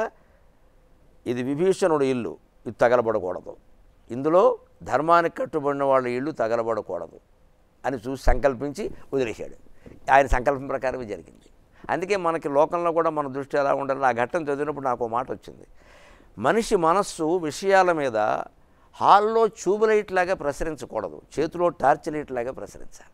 హాల్లో ట్యూబ్లైట్ ఏం చేస్తుంది? హాల్ అంతా ప్రసరిస్తుంది, దానికి ఒక ప్రత్యేకమైన దృష్టి ఏం లేదు ఇక్కడ. అలా ప్రసరించింది అనుకో, కాన్సన్ట్రేషన్ కుదరదు, మనకి మాయలో పడిపోతాం. ఒక ప్రత్యేక విషయం మీదే టార్చ్ లైట్ అని ఇలా వేసామనుకో, పెన్ టార్చ్ వేసామనుకో, ప్రత్యేకించి ఒక పాయింట్లోనే వెలుగుతుంది. నీకు కావలసిన వస్తువు ఏదో దొరుకుతుంది, అంతా నీకెందుకు? అప్పుడు మనం ఎంత ఊబిలోంచి కూడా పద్మాన్ని బయటికి లాగచ్చు. ఈ తెలివి హనుమంతుడి ద్వారా నేర్చుకోవాలి. ఆయన సంభాషణలో అదంతా చూపించాడు. రాముడి దగ్గర ముందు ఈయన మాట్లాడకుండా ఆయన చేత మాట్లాడించి ఎందుకు వచ్చారో ఏమిటో, ఓహో సీతాదేవ అన్వేషణ, సరే సుగ్రీవుడికి ఏం అపకారం లేదులే అని గ్రహించుకున్న తర్వాత తన విషయాలు చెప్పాడు. ఇది హనుమంతుని సంభాషణ నైపుణ్యం. ఇది నేర్చుకుంటే మనం రాయబారాలు చేయొచ్చు, కొత్త వాళ్ళతో వ్యవహరించవచ్చు. ముఖ్యంగా చిట్ ఫండ్ కంపెనీల వాళ్ళు మోసాల్లో పడిపోకుండా ఉండొచ్చు. సీతారాముల వారికి మన గోదావరి తీరంతో ఉన్న అనుబంధం చాలా ఉంది. 14 ఏళ్లలో 13 ఏళ్ళు గోదావరి తీరంలోనే ఉండారు. అసలు ఇప్పటికీ గోదావరి తీరంలో ఉండే కొన్ని మొక్కలు సీతాదేవి నీళ్లతో పెరిగాయని నాకు బాగా నమ్మకం. ఇక్కడ కొన్ని 1000 ఏళ్ళు 2000 ఏళ్ళ వృక్షాలు కూడా ఉన్నాయి కదా మరి. అందుకని ఆ అనుబంధం అప్పటి నుంచి ఉంది. దాని మీద నేను సాగర ఘోష కావ్యంలో ఓ పద్యం రాశాను కూడా. గోదావరి నది పాడైపోవడం గురించి ప్రస్తావిస్తూ, ఇది గోదావరి నీరు మ్రొక్కవలదే, ఇది గోదావరి నీరు మ్రొక్కవలదే, ఈ నేలపై మైథిలి పదముల్ పూచెను, ఈ నేలపై మైథిలి పదముల్ పూచెను, రామచంద్రుని సుధాబాష్పంబులు ఈ భూమి జాలెదలో దాచెను నేటికిన్. ఈ నేల మీద సీతాదేవి తన పాదాలతో నడిచింది, ఇంతకంటే పవిత్రత ఏం కావాలి? గోదావరి అనడానికంటే దీన్ని సీతా పాదావరి అనడం మంచిది. గోదావరి అనడం కంటే ఇప్పుడు ఏదో రామచంద్రమూర్తి దర్శనం వల్ల తోచిందో మాట, దీన్ని సీతా పాదావరి అంటే ఇంకా పవిత్రంగా ఉంటుంది. ఆవిడ నడిచింది, అంతకంటే ఏం కావాలి? పైగా ఈ చెట్లు, భూమిజాలంటే చెట్లు, ఇప్పటికీ అవి తెల్లారకట్ట మంచు కురుస్తున్నాయి, మంచు బిందువులు రాలుస్తున్నాయంటే నాకు నమ్మకం ఏంటంటే రాముడు ఇలాగే కన్నీళ్లు గార్చాడు కదా పాపం సీతాదేవిని కోల్పడి అని రోజు అవి గుర్తు చేసుకుని హేమంత ఋతువులో తెల్లారగట్ట మంచు కురుస్తున్నాయి ఆయన సాగర ఘోష కావ్యంలో రాశారు. ఈ భూమిజాలు రామచంద్రుని సుధాబాష్పంబులు ఎదరో దాల్చను నేటికిని. ఇప్పటికీ ఇక్కడే కూర్చొని బాధపడ్డాడమ్మా ఎన్నేళ్ళు, తర్వాత వెళ్ళాడు, దొరికిందో లేదో వాటికి తెలియదు కదా, అవి రామాయణం చదవవు కదా, అందుకని దొరికిందో లేదో ఏమయ్యాడో మళ్ళీ కనిపించనే లేదు పిచ్చి మనిషి అని ఇప్పటికీ రామచంద్రుని కన్నీళ్ల రూపంలో అవి తెల్లారగట్ట మంచు బిందువులు రాలుస్తున్నాయేమో అని నాకు నమ్మకం కలిగి సాగర ఘోష కావ్యంలో రాశారు. అంత అనుబంధం ఉంది. పైగా రాముడు ఆ వియోగ సమయంలో ప్రవర్తించిన విధానం కూడా నిజమైన ప్రేమకు సంకేతం. ఇవాళ చాలామంది భార్య పుట్టింటికి వెడుతుంది, భర్త ఎక్కడికో ఒక్కోసారి పర్యటనకి విదేశాలు వెడుతూ ఉంటాడు, వీళ్ళు దాన్ని ఒక అవకాశంగా తీసుకుంటారు కొంతమంది. అసలు అమ్మాయ్యా, పైగా అసలు ఆ జోక్స్ కూడా ఎలా ఉంటాయంటే నేను పత్రికల్లో చూస్తే ఆడవాళ్ళని అవమానించే విధంగా, మా ఆవిడ పుట్టింటికి వెళ్ళిందండి, ఎంతకంటే హ్యాపీ ఏముంటుంది, ఇంక వీడు పెళ్ళి ఎందుకమ్మా, అసలు పుట్టింటికి వెళ్ళిందంటే వీడు బాధపడాలి కదా, అయ్యో నేను తోడు లేకుండా అయ్యాను అని అనుకో. ఆవిడ ఏమిటో 10 రోజులు పుట్టింట్లో ఉంటున్నాం, ఈ బ్రాహ్మడికి టీ ఇచ్చేవాళ్ళు లేరు అని ఆవిడ అనుకోవాలి కదా. ఇంక లేదు, ఏం అనుబంధం ఉన్నట్టు, అమ్మయ్య నాకు విముక్తి దొరికిందే అని ఆవిడ పుట్టింట్లో అనుకుని, ఈవిడ లేదురా నాకు ఫ్రీ అని వీడు అనుకుంటే ఎందుకు దాంపత్యం, వీళ్ళు ఎన్నేళ్ళు కాపురం చేస్తే ఎవరికట. రాముడు అలా అనుకోవాలా. మొక్క దగ్గరికి వెళ్ళి నీకు నీళ్లు పోసింది కదా, నీకు తెలిసే ఉంటుంది, ఇక్కడే ఉందా, ఎవరైనా ఎత్తుకెళ్ళారా నాకు చెప్పు. లేడీని అడిగాడు, లేడీని నువ్వు చూపించు, నీ దగ్గరికి వచ్చేది కదా, మెడ నిమిరేది కదా, మా ఆవిడ నీకు కనపడలేదంటే ఆ లేడీ కూడా ఏం చేసిందంటే మాట చెప్పలేక దక్షిణ దిక్కుగా పరిగెత్తి ఆకాశానికి చూసిందిట. అంటే దక్షిణ దిక్కుగా ఒకడు వచ్చాడు, పైకి తీసుకెళ్ళిపోయాడు అని చెప్పింది. దాన్ని మురారి అనర్ఘరాఘవంలో రాస్తాడు రామాయణ సారాంశంగా. యాంతి న్యాయ ప్రవృత్తస్య తిర్యంచోపి సహాయతాం కుపంధానంతు వర్తంతం సోదరోపి విముంచతి. మనుషుల పట్ల, జీవుల పట్ల జాలి కలిగిన వాడు, మంచి మార్గంలో నడిచేవాడికి పశువులు పక్షులు కూడా సాయం చేస్తాయి. తప్పుడు మార్గంలో వెళ్ళేవాడిని తమ్ముడు కూడా విడిచిపెట్టేస్తాడు. రెండిటికి రామాయణమే ఉదాహరణ. రాముడు సత్ప్రవర్తనతో ఉండడం వల్ల పశువులు పక్షులు కూడా ఏ రకంగా రాముడికి సీత కనీసం ఉనికి కాదు వెళ్ళిపోయిన విధానం గురించి చెప్పి కొంత సాయం చేద్దామా అని ప్రయత్నించి జటాయుడు ప్రత్యక్ష సాక్షి, ప్రాణమే కోల్పోయాడు. పశువులు పక్షులు సరిగ్గా 2 మాటలు, తిరియంచులు అంటే పశువులు పక్షులు. తప్పుడు పని చేస్తే తమ్ముడు కూడా విడిచిపెడతాడు అనడానికి విభీషణుడు ఉదాహరణ. రావణాసుడు తమ్ముడికి వాడి పట్ల చాలా అంకిత భావం ఉంది, ఆయన విడిచిపెట్టేశాడు. ఇంత ఈ విశేషాలన్నీ గోదావరి తీరంలోనే జరిగాయి. ప్రతి మొక్కని, ప్రతి జీవిని పలకరించాడు ఆయన. అందుకే భద్రాచలం మనకు అంత పుణ్యక్షేత్రం అయిపోయింది. బాల వ్యాకరణంలో చిన్నైసూరి, పరవస్తు చిన్నైసూరి 500 సూత్రాలు రాస్తాడు. ప్రతి సూత్రానికి ఉదాహరణలు ఇస్తాడు. మా గురువుగారు మహానుభావుడు జొన్నలగడ్డ మృత్యుంజయరావు గారు మాకు చెప్పింది ఏమిటంటే అందులో రహస్యం, ఒరే ఇందులో మొదటి పరిచ్ఛేదం నుంచి చివరి పరిచ్ఛేదం వరకు ఉదాహరణలు గమనించండి రా, రామాయణ కథ మొత్తం వచ్చింది మాకు. అందుకోసం మళ్ళీ చదివాం. రాముడు దశరథునకు రాముడు పుట్టే ఇక్కడి నుంచి మొదలుపెట్టి విశ్వామిత్రుని వెంట రాముడు నడిచే, లక్ష్మణ సీతా సమేతుడై రాముడు అయోధ్య కరిగే అని ముగిస్తాడు. చివరిలో రామకథ అంతా మొత్తం వచ్చింది. వ్యాకరణానికి ఉదాహరణగా రామాయణం ఎందుకు మిగలాలి? సంస్కృతంలో శబ్దమంజల్లో మొట్టమొదటి అకారాంతఃపుల్లింగ రామశబ్ద రామ రామో రామ రామో రామో రామ అని రాముడితోనే ఎందుకు మొదలవ్వాలి? ఈ అనుబంధం చూస్తే తెలుగు వాళ్ళకి సినిమాలు తీయడంలో కూడా రాముడే, ట్యాక్సీ రాముడు, దొంగ రాముడు, డ్రైవర్ రాముడు, అడవి రాముడు అన్నీ రాముడే. కానీ కృష్ణుడి పేరు పెట్టలేదు, కనీసం శివుడి పేరు పెట్టలే. ప్రతి ఇంట్లోనూ రాముడు ఉండడం వల్ల ట్యాక్సీ నడిపేవాడి పేరు రామారావే, డ్రైవర్ పేరు రామారావు. అలా అంటే జనంలోకి తొందరగా వెళ్ళిపోతుంది. రామారావు తర్వాత అంత ప్రసిద్ధమైన పేరు ఏదైనా ఉంటే సుబ్బారావు. అంత అనుబంధం ఉంది మనకి ఆ గోదావరి తీరంలో వాళ్ళు ఉండడం వల్ల. అది మరి మన అయోధ్య నగరంలో రాముని ప్రాణప్రతిష్ఠ అంటే ధర్మ ప్రతిష్ఠే, అవునుగా కదా. మరి ఈ సందర్భంగా అయోధ్య ఆధ్యాత్మిక ప్రపంచానికి ఒక కల్పవృక్షంగా ఎలా నిలుస్తుందంటారు? అయోధ్య నగరం ప్రపంచ శాంతికి సయోధ్య నగరంగా మారుతుందా? తప్పకుండా మారుతుంది. అసలు ఆ ప్రాణప్రతిష్ఠ అన్న మాట పెట్టినటువంటి వారికి నేను చేతులెత్తి నమస్కారం చేస్తున్నాను. విగ్రహ ప్రతిష్ఠ అనలేదు, గమనించు. సాధారణంగా విగ్రహ ప్రతిష్ఠ అంటే జరుగుతున్నది విగ్రహ ప్రతిష్ఠే కదా. విగ్రహ ప్రతిష్ఠ అనలేదు, రామ ప్రతిష్ఠ అనలేదు, ప్రాణ ప్రతిష్ఠ అన్నారు. నాకు ఆహ్వానం వచ్చింది అక్కడి నుంచి. తర్వాత కార్యాలయం నుంచి ఒక ఆవిడ ఎవరో ఫోన్ చేశారు అయోధ్య నుంచి. ప్రాణప్రతిష్ఠ కార్యాలయం నుంచి మాట్లాడుతున్నాను తెలుగులో. నాకు ప్రాణం లేచి వచ్చింది నిజంగా. ప్రాణప్రతిష్ఠ అని ఒక కార్యాలయమా? ప్రాణప్రతిష్ఠ కార్యాలయం నుంచి మాట్లాడుతున్నా. నాకు ఆ మాట కొత్తగా అనిపించి ఎక్కడి నుంచి అమ్మాను ఇంకోసారి విందామని. ప్రాణప్రతిష్ఠ కార్యాలయం నుంచి మీరు వస్తున్నారా? సరే, మనకి ఏదో ఇక్కడ ఒప్పుకున్న కార్యక్రమాలు ఉంటే నాకు అంకిత భావం ఉంది, వెళ్ళలేకపోతాం, అది వేరే విషయం. ప్రాణప్రతిష్ఠలో ఉద్దేశం ఏంటంటే మనం మొదట్లో చెప్పుకున్నామే, దాంతోనే ముగిద్దాం. అయోధ్య శరీరం, ఈ శరీరంలో ప్రాణమే రాముడు, అంచేది ప్రాణప్రతిష్ఠే సరైంది. ఈ శరీరంలో రాముడు లేకపోతే ఇది శవం. శివ అనే మాట ఎందుకు వచ్చింది? శివుడు అనే దాంట్లో ఇకారం ఉంది చూడు. ఇకారాన్ని తెలుగులో ఏమంటారమ్మా? కాగ్గుడిస్తే కి, గాగ్గుడిస్తే గి. తెలుగువాడు ఎంత గొప్పవాడంటే ఇకారాన్ని గుడి అన్నాడు, ఇకారాన్ని గుడి అన్నాడు. అంచేది శివలో ఉన్నది గుడి, తీసేస్తే శవ. నువ్వు తలకట్టు పెడితే శవ అంటే తలెత్తుకుని అహంకారం ప్రదర్శిస్తే శవం, వంగి గుడికి నమస్కరిస్తే శివం. ఏం చేయాలో చూసుకో. ఈ మాటల్లో శవ శివ. ఆ ఇకారం మళ్ళీ అమ్మవారి బీజాక్షరం, ఆదిశక్తి బీజ. అంచేది అమ్మవారు ఉంటేనే శివుడు, లేకపోతే లేదు. ఆయనే చెప్పాడు అమ్మాడు అమ్మవారు లేకపోతే నేనేం లేనురా బాబు అని.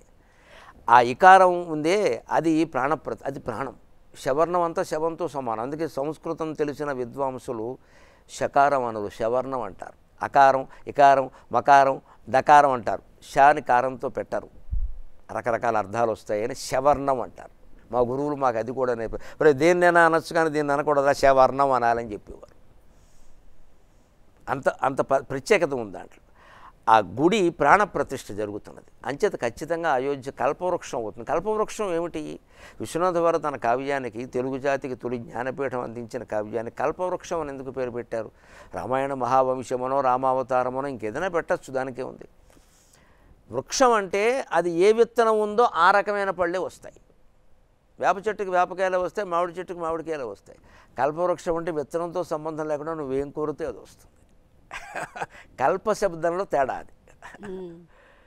కల్ప అనేది చేర్చాము అంటే అది నీవు కోరింది ఇస్తుంది. అందుకే మీకు రేడియో వాళ్ళ పాత మాట ఆకాశవాణి గుర్తుంటుంది నీకు. శనివారం సాయంత్రం 6:30కి మీరు కోరిన పాటను ఒక కార్యక్రమం ఉండేది. దాన్ని కల్పలత అని పేరు పెట్టారు.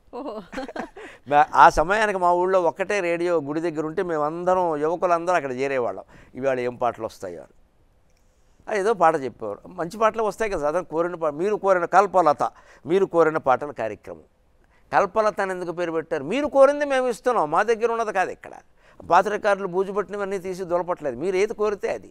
అలాగా అయోధ్య ఈవేళ మనం రాముని ప్రతిష్ఠ కోసం కోరితే అది ఇచ్చింది. అంతేకాదు సామరస్యంతో శాంతియుతంగా జరిగింది. వారికి అవతల వర్గం వారికి కూడా 5 ఎకరాల భూమి ఇచ్చారు. దాన్ని రేపు మనవాళ్లే కట్టబోతున్నారు. మేము కడతామని చెప్పారు హాయిగా. ఇందులో ముస్లింలందరూ పాల్గొన్నారు. ఈ చరిత్రలో ఎంతోమంది పాదయాత్ర చేశారు, కరసేవలో పాల్గొన్న ముస్లింలు ఉన్నారు, ఈ యాత్రలో పాల్గొన్న వాళ్ళు ఉన్నారు, అక్కడ కార్యవర్గంలో ముస్లింలు ఉన్నారు. ఎక్కడా మతభేదం లేదు. అలాంటి అయోధ్య ఖచ్చితంగా భారతదేశానికి కాదు విశ్వమంతటికి కూడా కల్పవృక్షం అవుతుంది. ఎందుకంటే ఇవాళ ఉక్రెయిన్ యుద్ధాన్ని ఆపడానికి, గాజా యుద్ధాన్ని ఆపడానికి, అహంకార నిర్మూలనకి రామాయణం పనిచేస్తుండడానికి ఒక ఉదాహరణ చెబుతాను, దాంతో సెలవు తీసుకుందాం. రాముడికి అహంకారం లేదు. యుద్ధం ఎందుకు చేశాడు అంటే తన ధర్మంగా తాను చేశాడు. భార్యని అవతలవాడెవడో ఎత్తుకుపోతే మాట్లాడకపోవడం ధర్మం ఎలా అవుతుందమ్మా?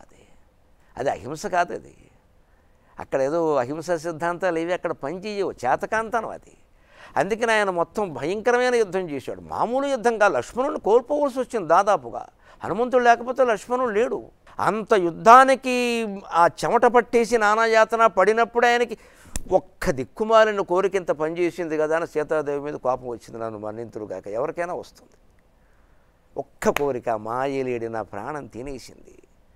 5 నిమిషాల్లో జీవితం మారిపోయింది. రాధామ మొగాడికి అంత యాతన పడి యుద్ధం చేసి తమ్ముళ్ళను కోల్పోయి తన కోసం వానరులను కోల్పోయి తాను నిస్సత్తు అయిపోయి శక్తి లేని పరిస్థితుల్లో ఏం చేశాడో తెలుసా రాముడు? ఆదిత్య హృదయం చదివాడు. అగస్త్య మహర్షి వచ్చి ఆదిత్య హృదయం చదవమన్నాడు.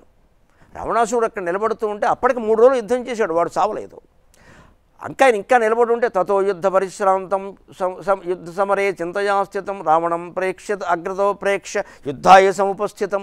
యుద్ధం కోసం సిద్ధంగా ఉన్న రావణాసురుని చూసి జంకు వచ్చింది రాముడికి కూడా. గెలవగలనా? ధర్మం సరే గెలవాలిగా, పరిస్థితులు కలిసి రావాలి కదా. పౌరుషం ప్రదర్శిస్తే అయిపోతాం. వెంటనే అగస్త్య మహర్షి వచ్చి ఆదిత్య హృదయం ఉపదేశించగా సోలార్ ఎనర్జీ. మనం కూడా ఇప్పటికీ యువతరానికి నేను మాట చెబుతాను, మీకు దుఃఖం కలిగితే చీకటి గదిలో కూర్చోకండి, ఏసీలు వేసుకోకండి, బయటకు వచ్చేయండి, సూర్యకాంతిలో ఉండండి, సూర్యకాంతిలో ఉండండి, హాయిగా సూర్యకాంతిని ఆస్వాదించండి. డాబా 5 అంతస్తులు ఉంటే 5వ అంతస్తు ఎక్కేయండి, కాలిమి కాలేసి కూర్చోండి, సూర్యకాంతిని ఆస్వాదించండి, ఎనర్జీ వస్తుందమ్మా. అంత శక్తి ఉంది. వాడు 10 నిమిషాలు కూర్చోమన్న ఎండలో చాలు వచ్చేస్తుంది. ఆ శక్తిని ఆయన పొందాడు. అందుకే వాల్మీకి ఆదిత్య హృదయం చివరిలో రాస్తాడు. ముందేమో యుద్ధాయ సముపస్థితం అన్నాడు, తర్వాత రావణం జాగ్రత్త దృష్ట్యా జయాయ సముపస్థితం, జయం కోసం నిలబడ్డాడు అన్నాడు. యుద్ధం కోసం నిలబడ్డాడంటే గెలుస్తాడో లేదో చెప్పలేము, జయం కోసం నిలబడ్డాడంటే గెలిచి తీరుతాడు.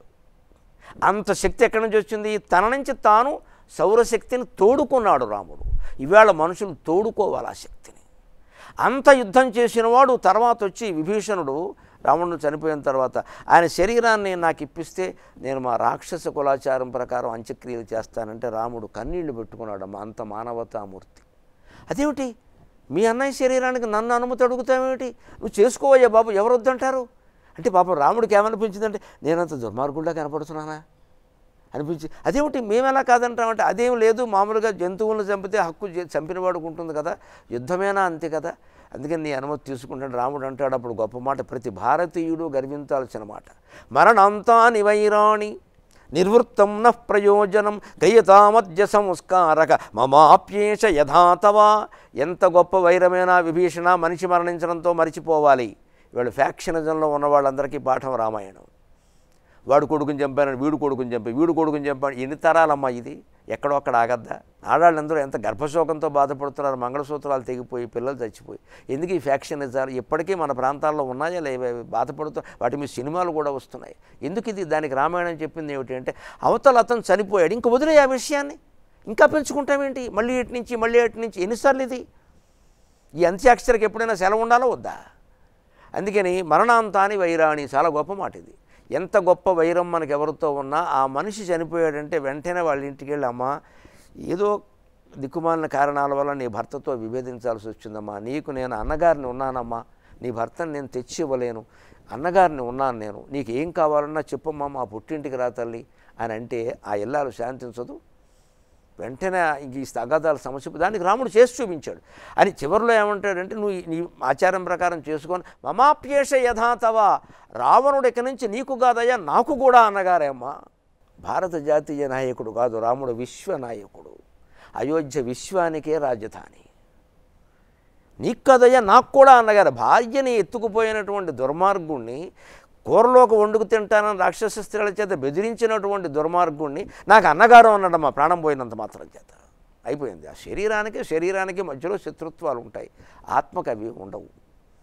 నేను వదిలేసాను ఆ విషయాన్ని, తీసుకెళ్ళమన్నాడు. ఇది రామాయణ సారాంశం. మరి అయోధ్య కల్పవృక్షం కాకపోతే ఏమవుతుంది? మీరు ఏం కోరతారో అసలు నేను మామూలుగా ఒక మాట చెబుతా. గాంధీ గారు భగవద్గీత గురించి చెప్పాడు ఆ విషయం. యువతరానికి ఏదైనా సమస్య వస్తే రామాయణం పుస్తకం దగ్గర పెట్టుకుని కళ్ళు మూసుకుని వేలెట్టమను, అందులో వాళ్ళకి సమాధానం ఉంటుంది. ఆ పేజీలో కనీసం గీతా ప్రెస్ గోరఖ్పూర్ వాళ్ళు వేసింది అయితే ఇటో 15 అటో 15 శ్లోకాలు ఉంటాయి, 30 శ్లోకాలు. వీళ్ళ తెప్పమను ఊరికే వాడి సమస్యకి ఆ 30 శ్లోకాల్లో సమాధానం దొరుకుతుంది, నేను చెప్తా. అంత చాలు, ఇంకేం కావాలి సందేశం అంటే? అంచేతన అది మొత్తం అయోధ్య నిజంగా కల్పవృక్షం. ఇది మీకు కోరిందే మీకు ఇస్తుంది. అది రామాయణ సారాంశం. అద్భుతం గురుగారు. నిజంగా ఈ కాలం పిల్లలకి రామాయణం మహాభారతం అనుకుంటున్నారు తప్పితే నిజంగా రామాయణం ఏం జరిగింది, రాముని కథ ఏంటి, సీతమ్మ కథ ఏంటి, మహాభారతం ఎందుకు జరిగింది, ఇవన్నీ కూడా ఇన్ డీటెయిల్గా చాలామందికి తెలియదు. కానీ వాళ్ళల్లో ఒక చిగురింపజేశారు కేంద్ర ప్రభుత్వం కానీ కార్యకర్తలు కానీ ఇదంతా చేయడం. ఎందుకంటే వాళ్ళలో ఆ స్పిరిట్ అంటామే మనం. మనకి స్పిరిచువల్లో రిచువల్ మిగిలింది, స్పిరిట్ పోయింది. ఆ స్పిరిట్ కలగాలి ఇప్పుడు. అంటే కొంత హడావిడి చేయాలి. దాన్ని 5 దీపాలు పెట్టమని చెప్పారు ప్రధానమంత్రి సాక్షాత్తు. ఆ రోజు రామ సంకీర్తనలు ఆలపించమని చెప్పారు, ఇళ్లలోనే ఉండి. మరి అక్కడికి అందరూ వెళితే చాలా ప్రమాదం కదా. అది మనం చేద్దాం, దానికి అభ్యంతరం ఏమి? దానికి రాజకీయం ఎందుకు చేయాలి? ప్రతిదాన్ని ఏదో చేస్తున్నారు ఇక్కడ. అది మంచి సందేశం కదా. మనం ఆచరించి ఆ రోజు కనీసం రామ కళ్యాణ ఘట్టం చదవమను, ఎన్నో ప్రశ్నలకు సమాధానాలు దొరుకుతాయి. అంతకంటే ఏమిటి? అది నిత్య జీవితంలో మనం ఎట్లాంటి సమస్యలు ఎదుర్కొంటున్నామో వాటన్నిటికీ కూడా రామాయణం ఎలా పరిష్కారం చూపిస్తుంది అన్నది ఇవాళ మీ మాటల్లో మేము వినగలిగాము. ఈ శుభ సందర్భంలో ప్రతి ఒక్కరూ కూడా రామనామాన్ని జపిస్తే, జస్ట్ రామనామం జపిస్తేనే మనకు కావాల్సిన ఆ సారాంశం అసలు అవుతాయమ్మా. నీకు సందేహం ఏం అవసరం లేదు. శాస్త్రం చెప్పిన మాట, భగవన్నామ సంకీర్తన నిరంతరం చేసేవాడికి ప్రత్యక్ష దర్శనం అవుతుంది రాముడిది. ఏ దేవుడైనా సరే ఏ నామం జపిస్తే ఆ దేవుడు. అంతేకాదు రామకృష్ణ పరమహంస చెప్పిన మాట ఇది. రామకృష్ణ బోధామృతంలో 1116 వచనాలు ఉంటాయి. అందులో 591 వచనం నెంబర్ వేసి చెబుతున్నా చూసుకోండి, 591. నిరంతరం ఎవరి మనస్సు అయితే రామనామంలో రమిస్తూ ఉంటుందో వారికి సీతారాములు ప్రత్యక్ష సాక్షాత్కారం అవుతుంది.